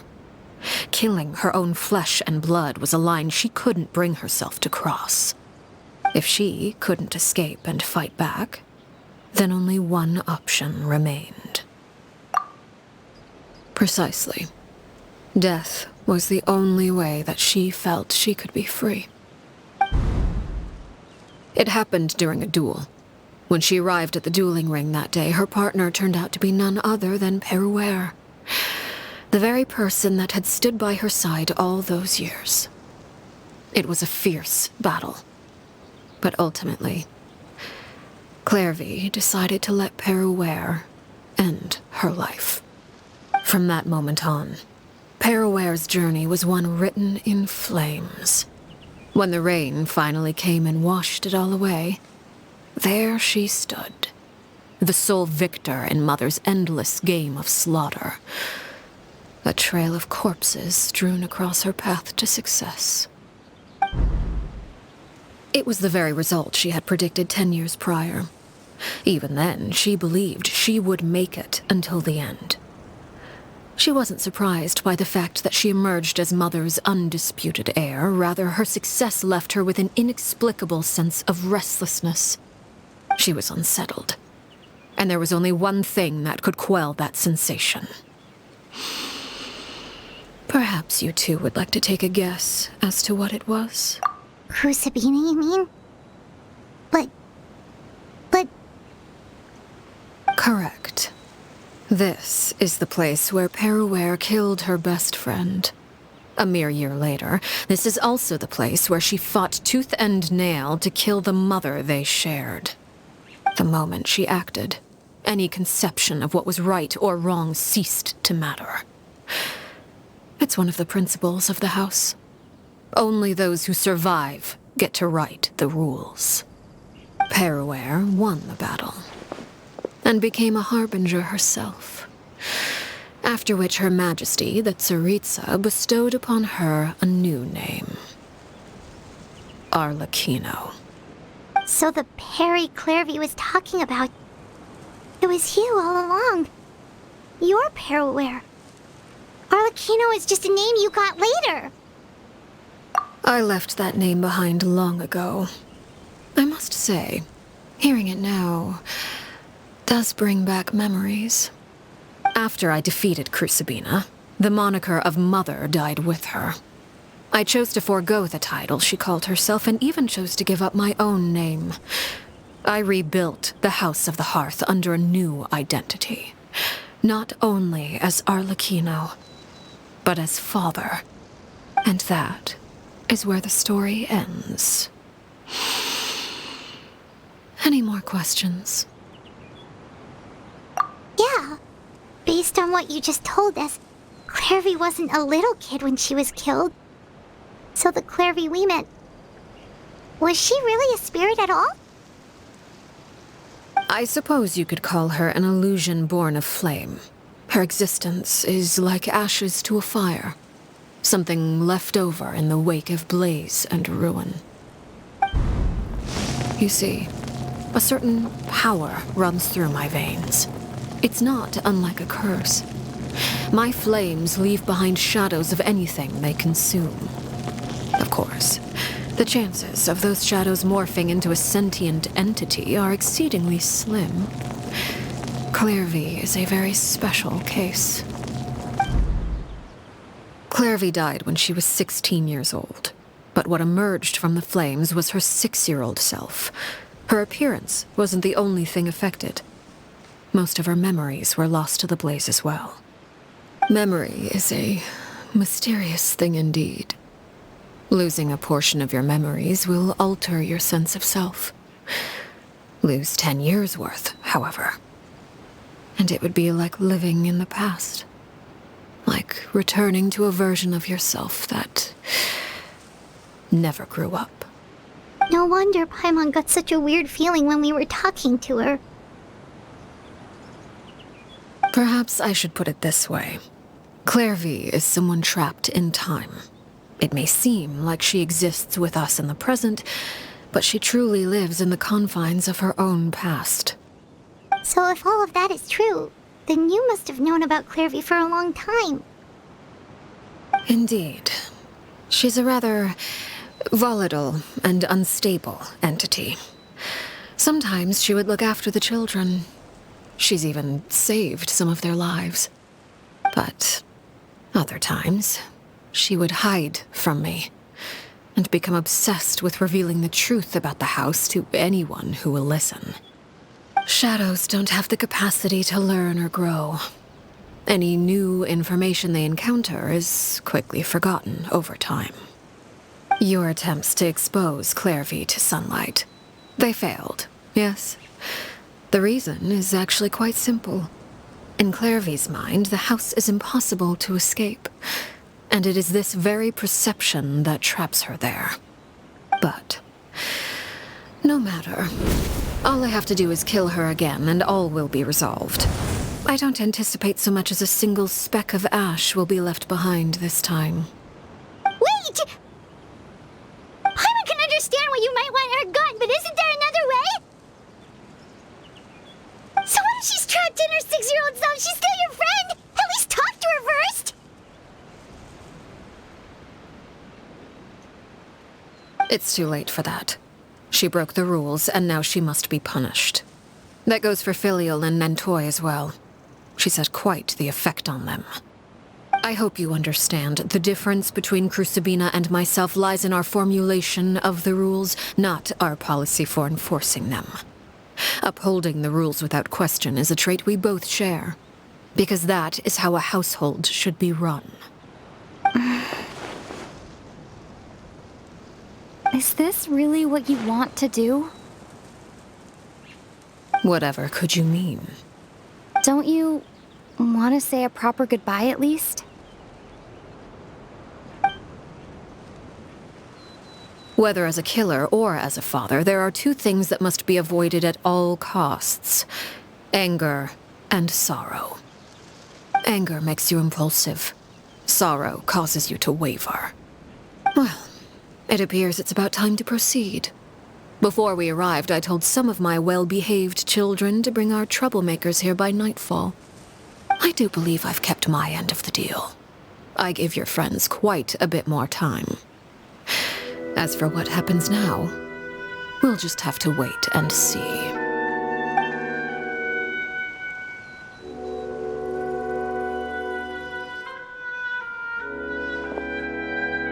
Here they are, Father. Oh, you gonna execute him? Seeing something like that would actually be a first for me. Lenny! I'm sorry. I heard about how you helped buy us more time. But I still failed.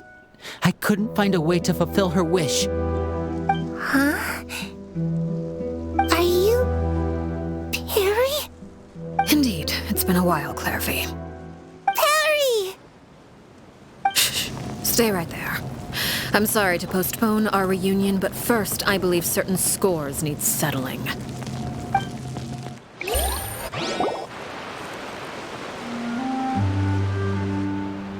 Father, let me explain. Out of my way. Father!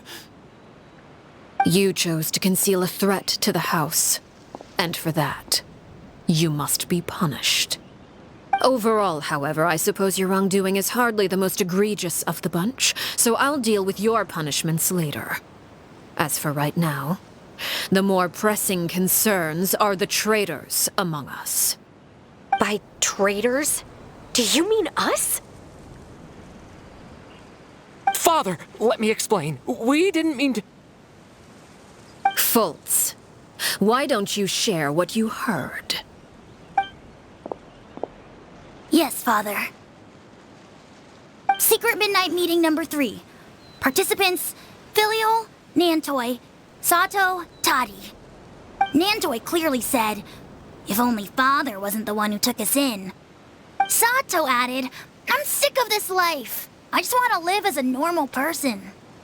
Filial was the worst of them all. She called us crazies and said a bunch of mean things about Father. I did not! You're lying! Fultz is trying to frame us. It's not like I'm the only one who heard those things. After that, you and Toddy and a bunch of other people started talking about Clairvy. You were using all those things Clairvy brought up as an excuse to question Father. We're birds locked in a cage. The only way out is to destroy it. That's what you said, wasn't it? You little. You just want me gone, don't you? What did I ever do to you, huh?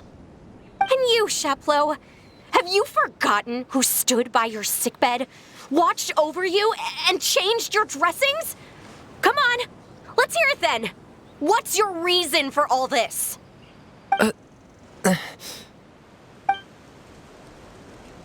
You're wrong, Filial. We don't want you to die. You're our family. Liar. You wouldn't be doing this if that were the case. So why? Why have you backed us into a corner? We all live in the House of the Hearth. You know the type of work we do, Filial. A single betrayal can cost dozens of us our lives. It's not like it's never happened before. That kind of thing is hard to forget. That's why the House of the Hearth cannot tolerate any form of betrayal. Ever since we came to Poisson, you've had 7 secret meetings. A lot of the things you talked about really crossed the line. You've been spying on us for half a month? Wait a second. Now that I think about it, the move to Poisson was just a way to make it easier to spy on us, wasn't it? Because we were all in one place. You've had this planned all along. Filial, Nantoi, I'm sorry. I owe you both my life. I owe Clairvy too. If it weren't for all your help after I got poisoned, I wouldn't be standing here today. If this were any other situation, I would do anything to repay that kindness, even if it cost me my life. But rules are rules. I'm sorry. My hands are tied. Why? Why? That's enough, Filial. We made a mistake, and we should own up to it. We broke the rules, plain and simple. And now we have to face the consequences. I'm sorry, Sheplo. Fultz. I'm sorry, Father. We accept our punishment.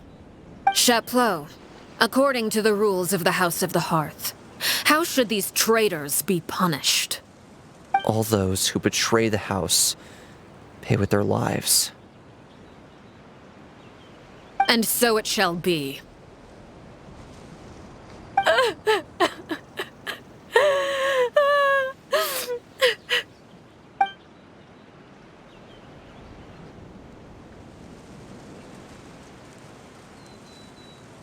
Father, please wait!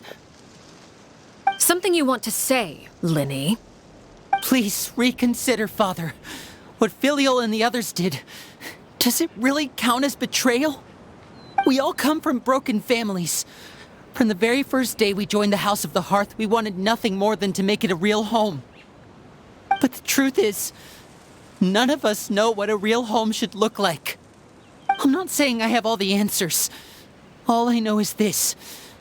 Killing Filial and the others may uphold the rules, but doing so will only bring us further away from being a real family than we've ever been. So please, Father, please reconsider. I agree with Linny. Father, please. Linny, you...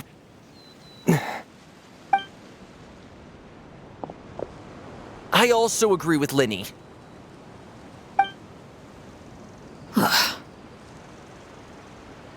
order, once given, cannot be rescinded. However, given the extent of your determination, I suppose we shall have to go about this a different way. Draw your weapons and face me. Our weapons? Father, are you referring to a duel? Precisely. The rules of the house will not be altered. Traitors must be punished. However, resolving disputes with a duel is also one of our rules, one that also applies to me. Demonstrate a sufficient showing of strength, and I shall offer a concession. Wait. Beat Father in a duel? Impossible. Father is way too strong, even for Lenny.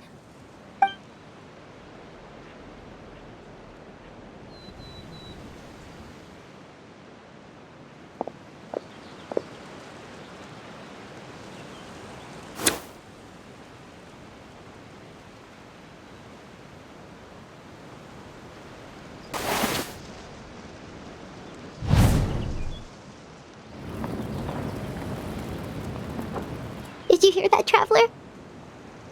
Lenny and the others have to duel the knave. What should we do? Can they really win something like that? If they lose, those people from the house are really gonna be executed. Hey, are you listening?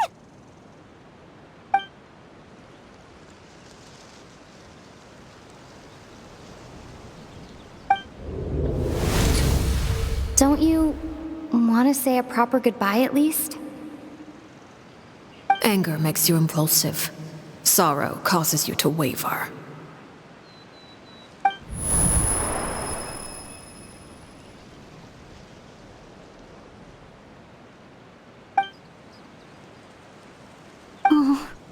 Looking at that expression on her face, she seems really serious about this.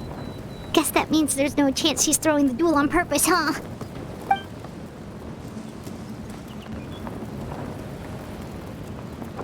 When guests are around, families are often on their best behavior. And any disputes are less likely to escalate. When the time comes, make the choice that you deem most appropriate in the situation, and lend your help to the House of the Hearth. What's wrong, Traveler? Hey, where are you going? Traveler? You're asking to join the duel against the knave? I'll allow it. We do have a ready-made dueling ring at our disposal, after all. All I would advise is this. Keep a firm grasp on your weapon, and give it your all. Any less, and you may just lose your life.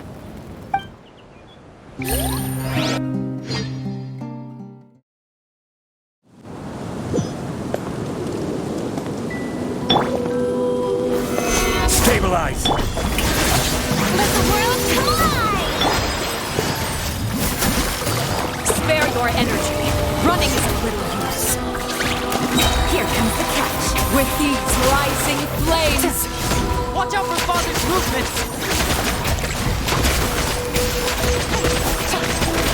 With the fall of darkness, destruction shall rise. Solidify! Have a taste of purgatory.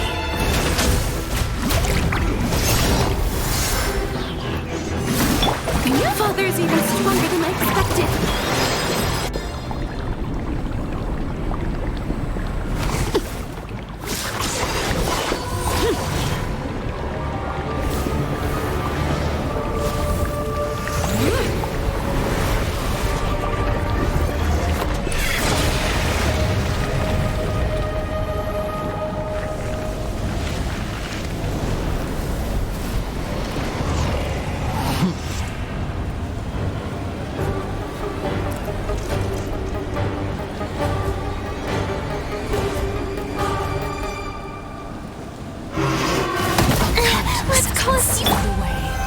My blade is all that remains. Great cloud converge! Skyward! Scatter! Game's up. Time's over.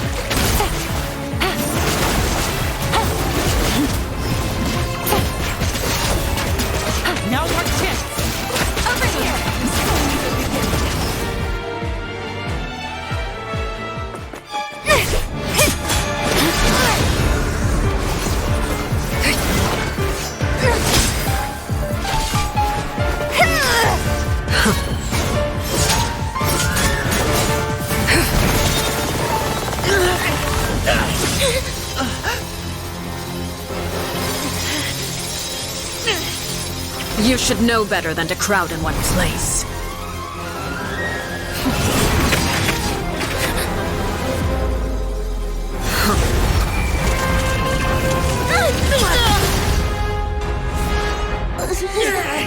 Oh, I know.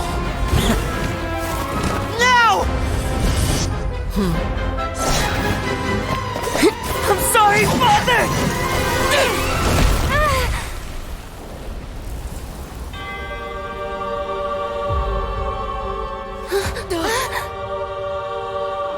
Sorry for what? This pitiful excuse for an attack.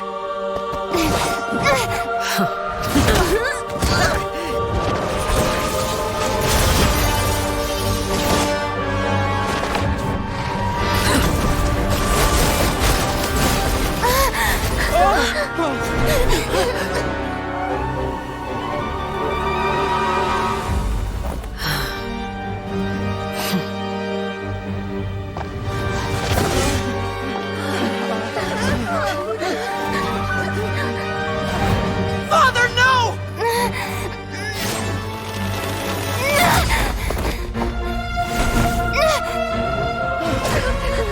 Made it out, did you?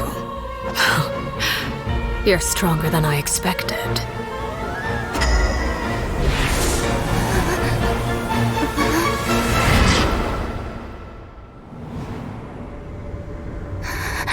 A crimson moon.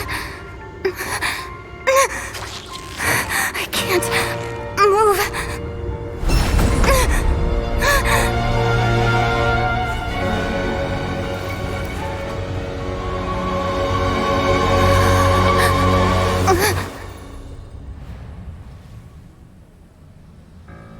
Still, not strong enough to beat me.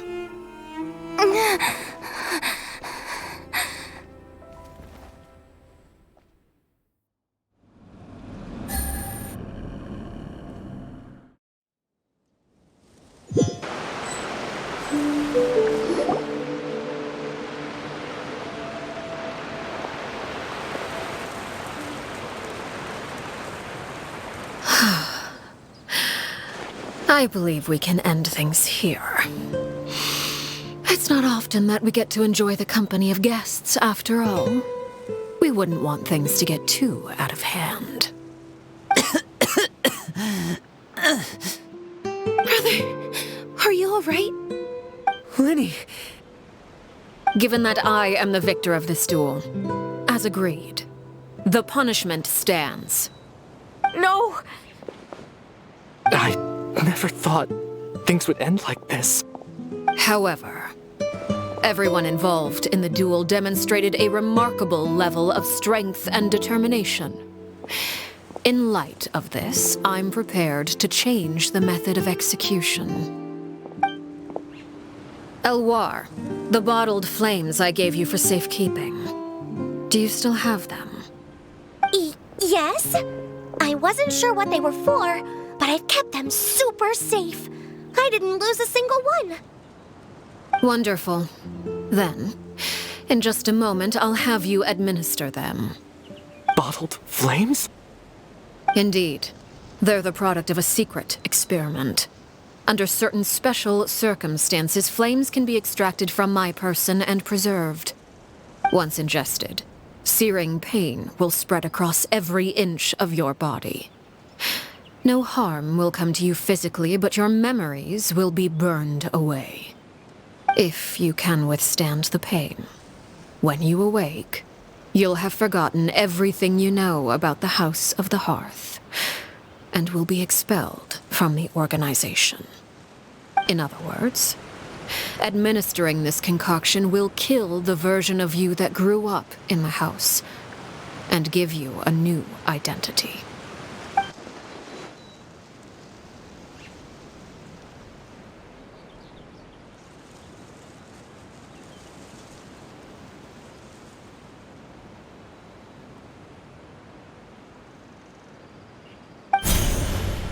Memory is a mysterious thing indeed. Losing a portion of your memories will alter your sense of self.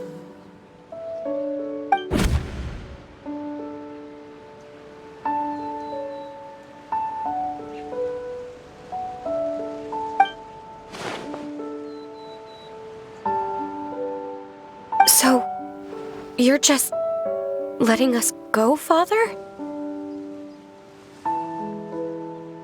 You misunderstand. Memories are extremely important. Once consumed by flame, the version of you standing before me will die, and our secrets will die with you. So no, I don't intend to just let you go, because the person who survives will be nothing but a stranger. Even so, I won't have to live in fear anymore. I'm sorry, Father. I'm sorry I let you down. But I really... Don't cry, Filial. You haven't left the house yet, so there are still rules to be followed, yes? Remember what I taught you. Anger makes you impulsive, sorrow causes you to waver. Don't let yourself be controlled by your emotions. Of course. I'll remember. Dry your tears, and go pursue the life you really want. Yes, Father. Chaplot, Foltz, Elwar. Take them back to Poisson. And bring Lenny and the others as well. I prepared 3 extra vials of bottled flames. As for whether to take them, the choice is yours. Goodbye, children. The next time we meet, I will no longer be your father. Thank you for all you've done for the house. I hope you have bright futures ahead of you.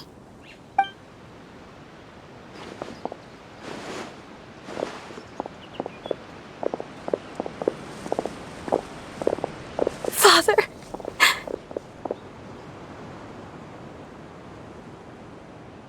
Let's go.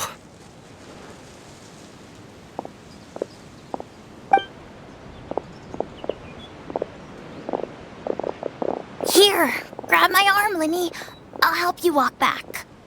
Thank you.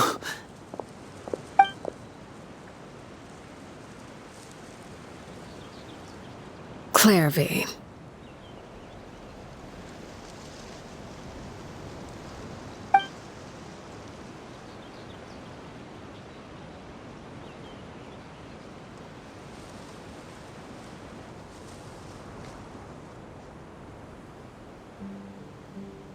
Can we talk now? I've been waiting for a super long time. You really are Perry, aren't you? I haven't seen you in so long.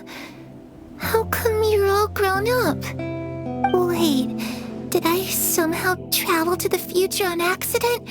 Or am I dreaming? What a long dream. Neither. You died, Clairvy. That's what happened. You could have at least sugarcoated it a little. Look, she's not speechless.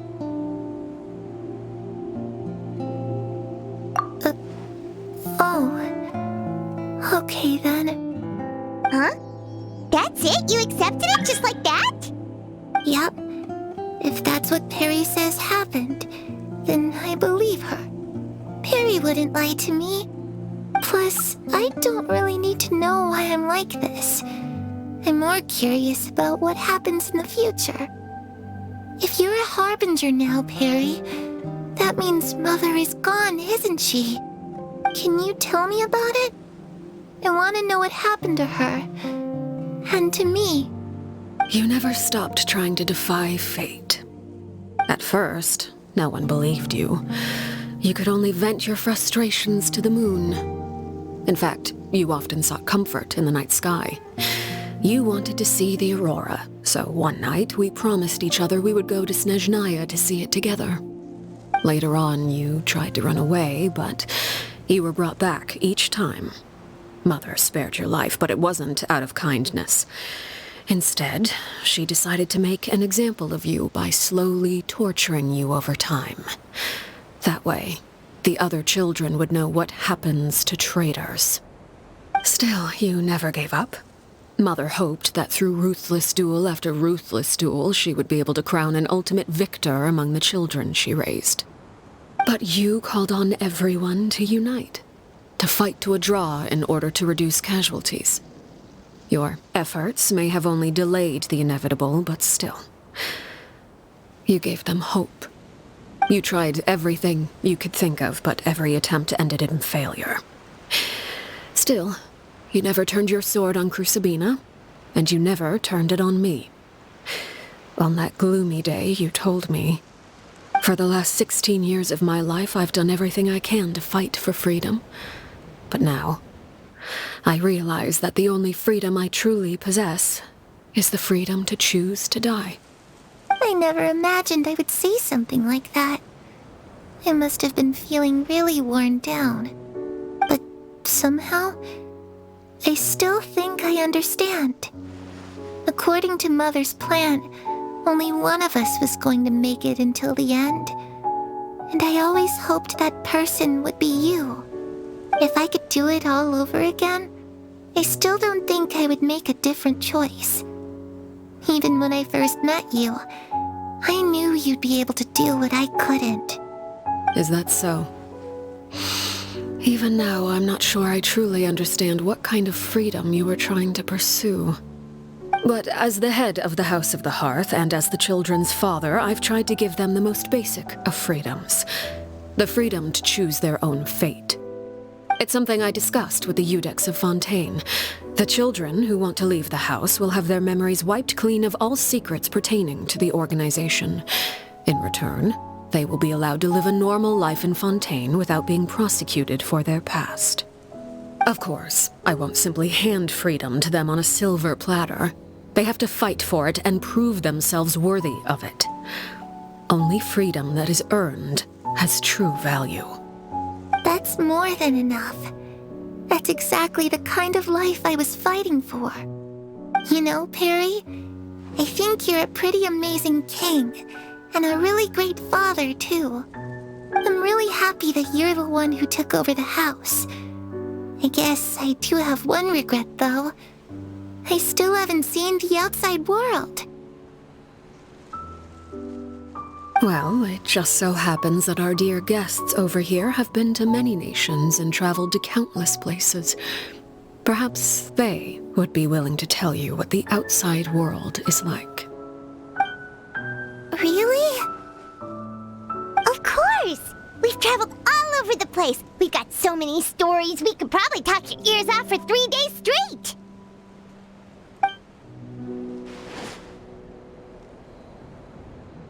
Ah, that's where Mora comes from. I never knew that before. If I had some Mora, I would buy 3 new dresses. One for me, one for Perry, and one for Mother. It's just too bad Perry doesn't like wearing dresses. And Mother, well, she probably wouldn't accept something like that either. Hey, I guess I'd just have to keep them all for me then. I could wear a different one every day.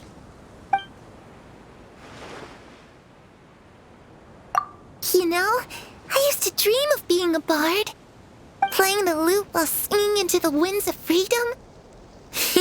Even if there was no one there to listen, I would have continued to sing no matter what.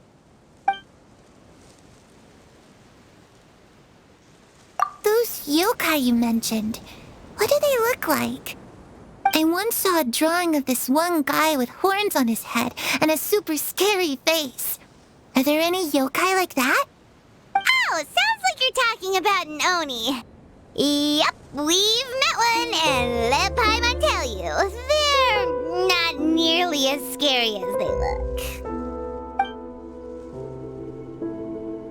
I was always too afraid to skip Mother's fighting lessons. But at the academia, I bet you could do all sorts of secret things in class. Things that have nothing to do with studying. I'm just kidding. Being able to study whatever you want without having to fear for your life actually sounds pretty great.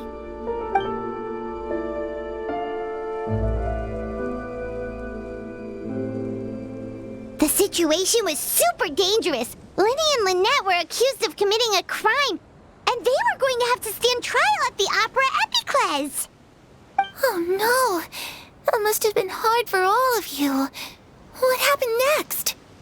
Don't worry, we were able to turn the situation around super quickly, all thanks to Detective Paimon, of course. How'd you do that? Come Come on, tell me. Okay, so it was like this. After the failed magic show, we rushed to the scene and...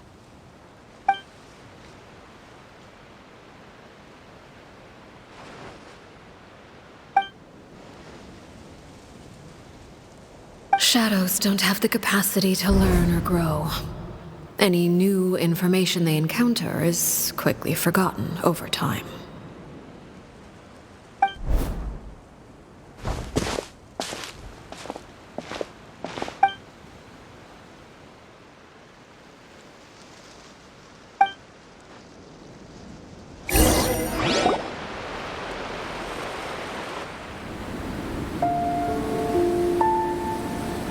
Clairvy, you've worked tirelessly from the shadows to overthrow the House of the Hearth.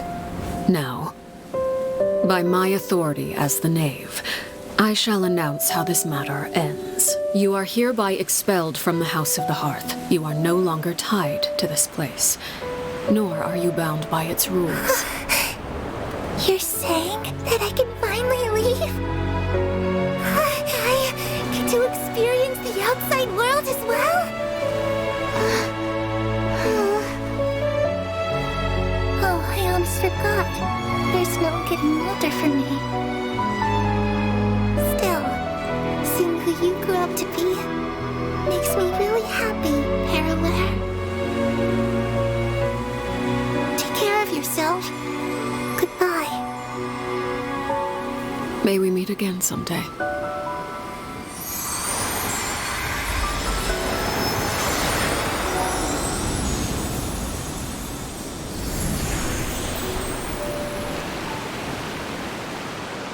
Clairvy. She left so soon. Paimon didn't even get to finish her story. I also have certain sentiments left unsaid. I wanted to tell her that the aurora I saw in Snezhnaya was just as beautiful as the ones in the pictures. But a shadow's memories reset at dawn. Had we delayed any longer, we wouldn't have had the time to say goodbye. Whatever regrets may linger, let them be lost to the coming of a new day. Father? It's Linny! Hey, Linny!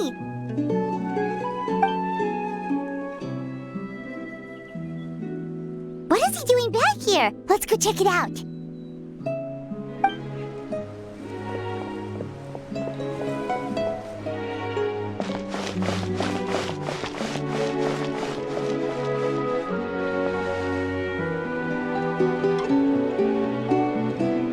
Father, the bottled flames have been administered. Filial and the others have left the house. And you? What have you decided? Thank you for giving us that choice, Father. But we never wanted to leave the house. It's the only home we've ever known. Lynette and Fremine feel the same way. They're recuperating back at the Hotel Bouffe d'été. But I decided to come back and tell you where we stood. I'm sure you're well aware of the expectations I have for you. I want you to follow in my footsteps and become the next king of the house.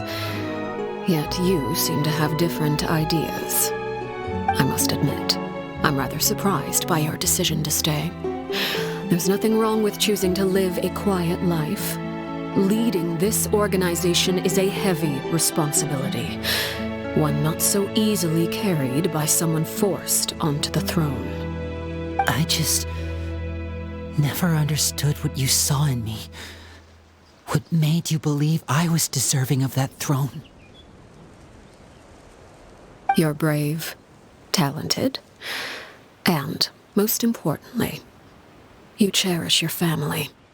You would do anything to protect them, even if it costs you your life.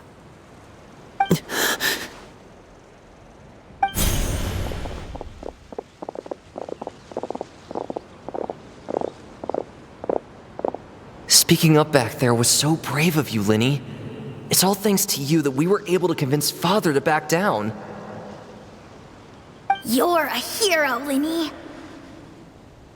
Hero. Father is the real hero. Had Father gone all out during the duel, there's no way I would have walked away with my life. She must have had it all planned from the beginning, from the very moment she suggested a duel. I'm not deserving of that title. I'm not strong enough or smart enough. You're wrong.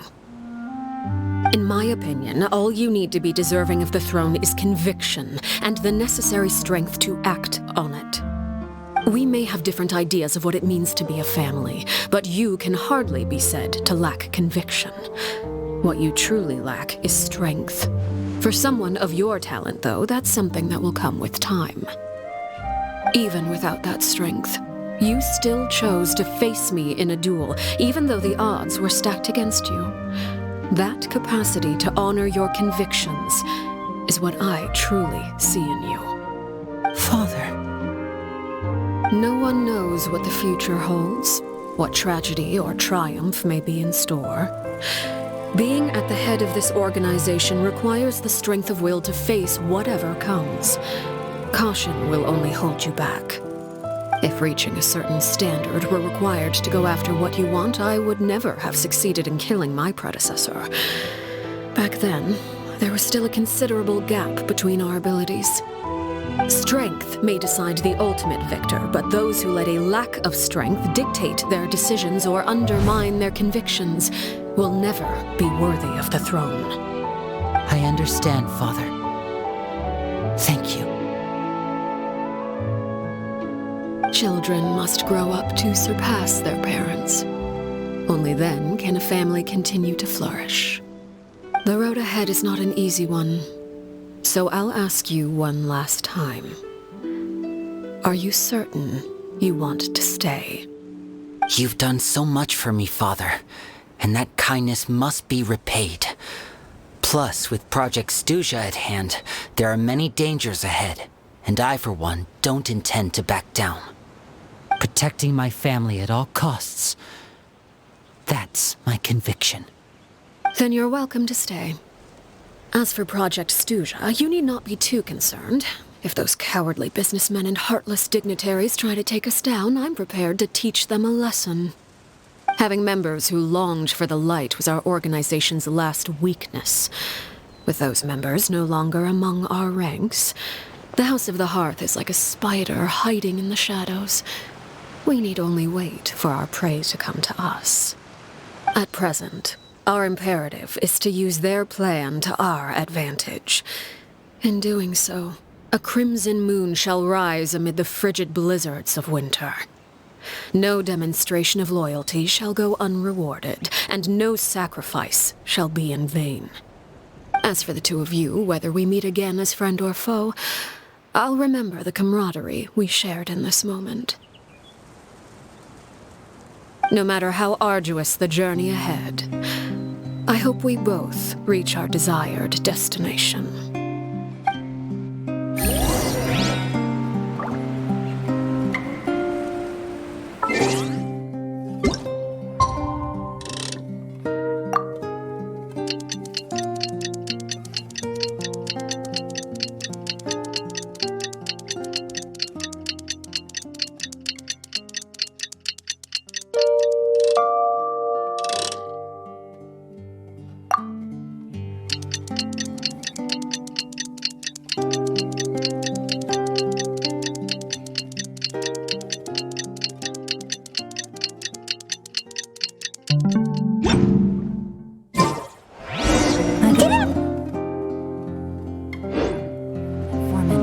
Looks like the situation has changed again.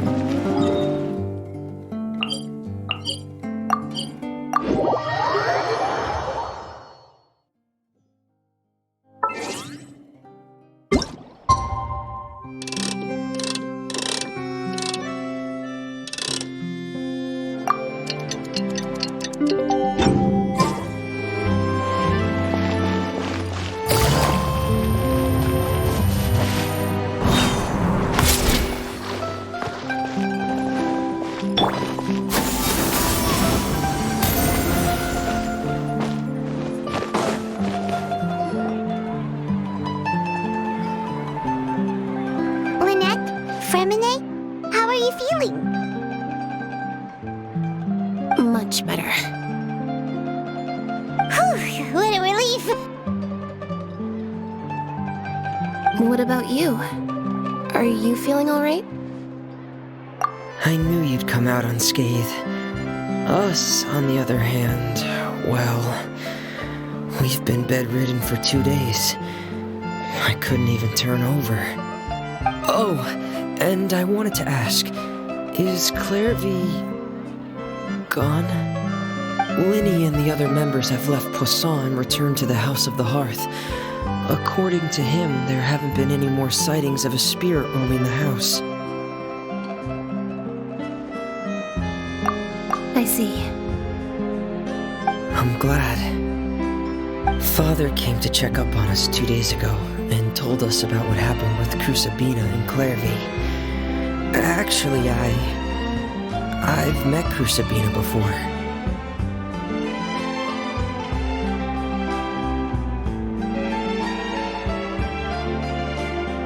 Wait, what? You've met the former knave? Crusabina died a year after Clairvy. It was during the year between their deaths that I joined the House of the Hearth. Crusabina had an extremely cruel and radical way of doing things. While she was alive, the atmosphere in the house was suffocating. When I joined, though, the experiment she valued so much had already come to an end, and all the people involved, dead and injured alike, were gone. Crusabina never talked about the past with us newcomers. A couple of months after I joined, Father killed Crusabina and burned all her files. With that, the names of all the people subjected to her experiments, Clairvy included, were lost to the flames, along with the painful memories they represented. Father took in Lenny and me a couple months after that, but she never mentioned anything about Crusabina or Clairvy. It really seems like something she was planning to keep to herself. The last time you talked to her, did she mention why she kept it a secret for so long? She said she didn't want us to be affected by the darkness of the past. She was worried we'd develop a false sense of gratitude towards her if we knew about it. The foundation of a family should be free of any corrupting influence. Whatever happened in the past, it has nothing to do with who we are now. And that's what Father told us in the end. But I still thanked her for everything. It was only after hearing about what Crusabina did that I finally realized how insignificant our lives could have been. The members of the house meant nothing to her. To say that she valued them in any way, even just as a tool, would probably be giving her too much credit. If Father hadn't taken over the House of the Hearth, I probably would have already... Father rarely brings up the fact that she saved us. She doesn't believe that being indebted to her should be what ties us together. But even if we didn't owe her anything, we would still choose to stay. Because this is our home. We may have arguments or times when we feel wronged. Some people may even choose to leave. But as long as Father is here, we will always have a home. Whether the path before us is bathed in sunlight or shrouded in shadow, we'll follow Father wherever she chooses to go. So I wanted to say thank you for helping us make it through this crisis. Without your help, we could have lost a lot more along the way. Oh, we didn't do anything, really. Of course. You're welcome anytime. Are Filial and Toy okay? I actually saw them at a cafe this morning. They didn't recognize me. From what I could tell, they were drinking coffee and talking about one of the operas that started running recently. They seemed happy. If I had to take a guess, I would say they finally found the kind of life they always wished for.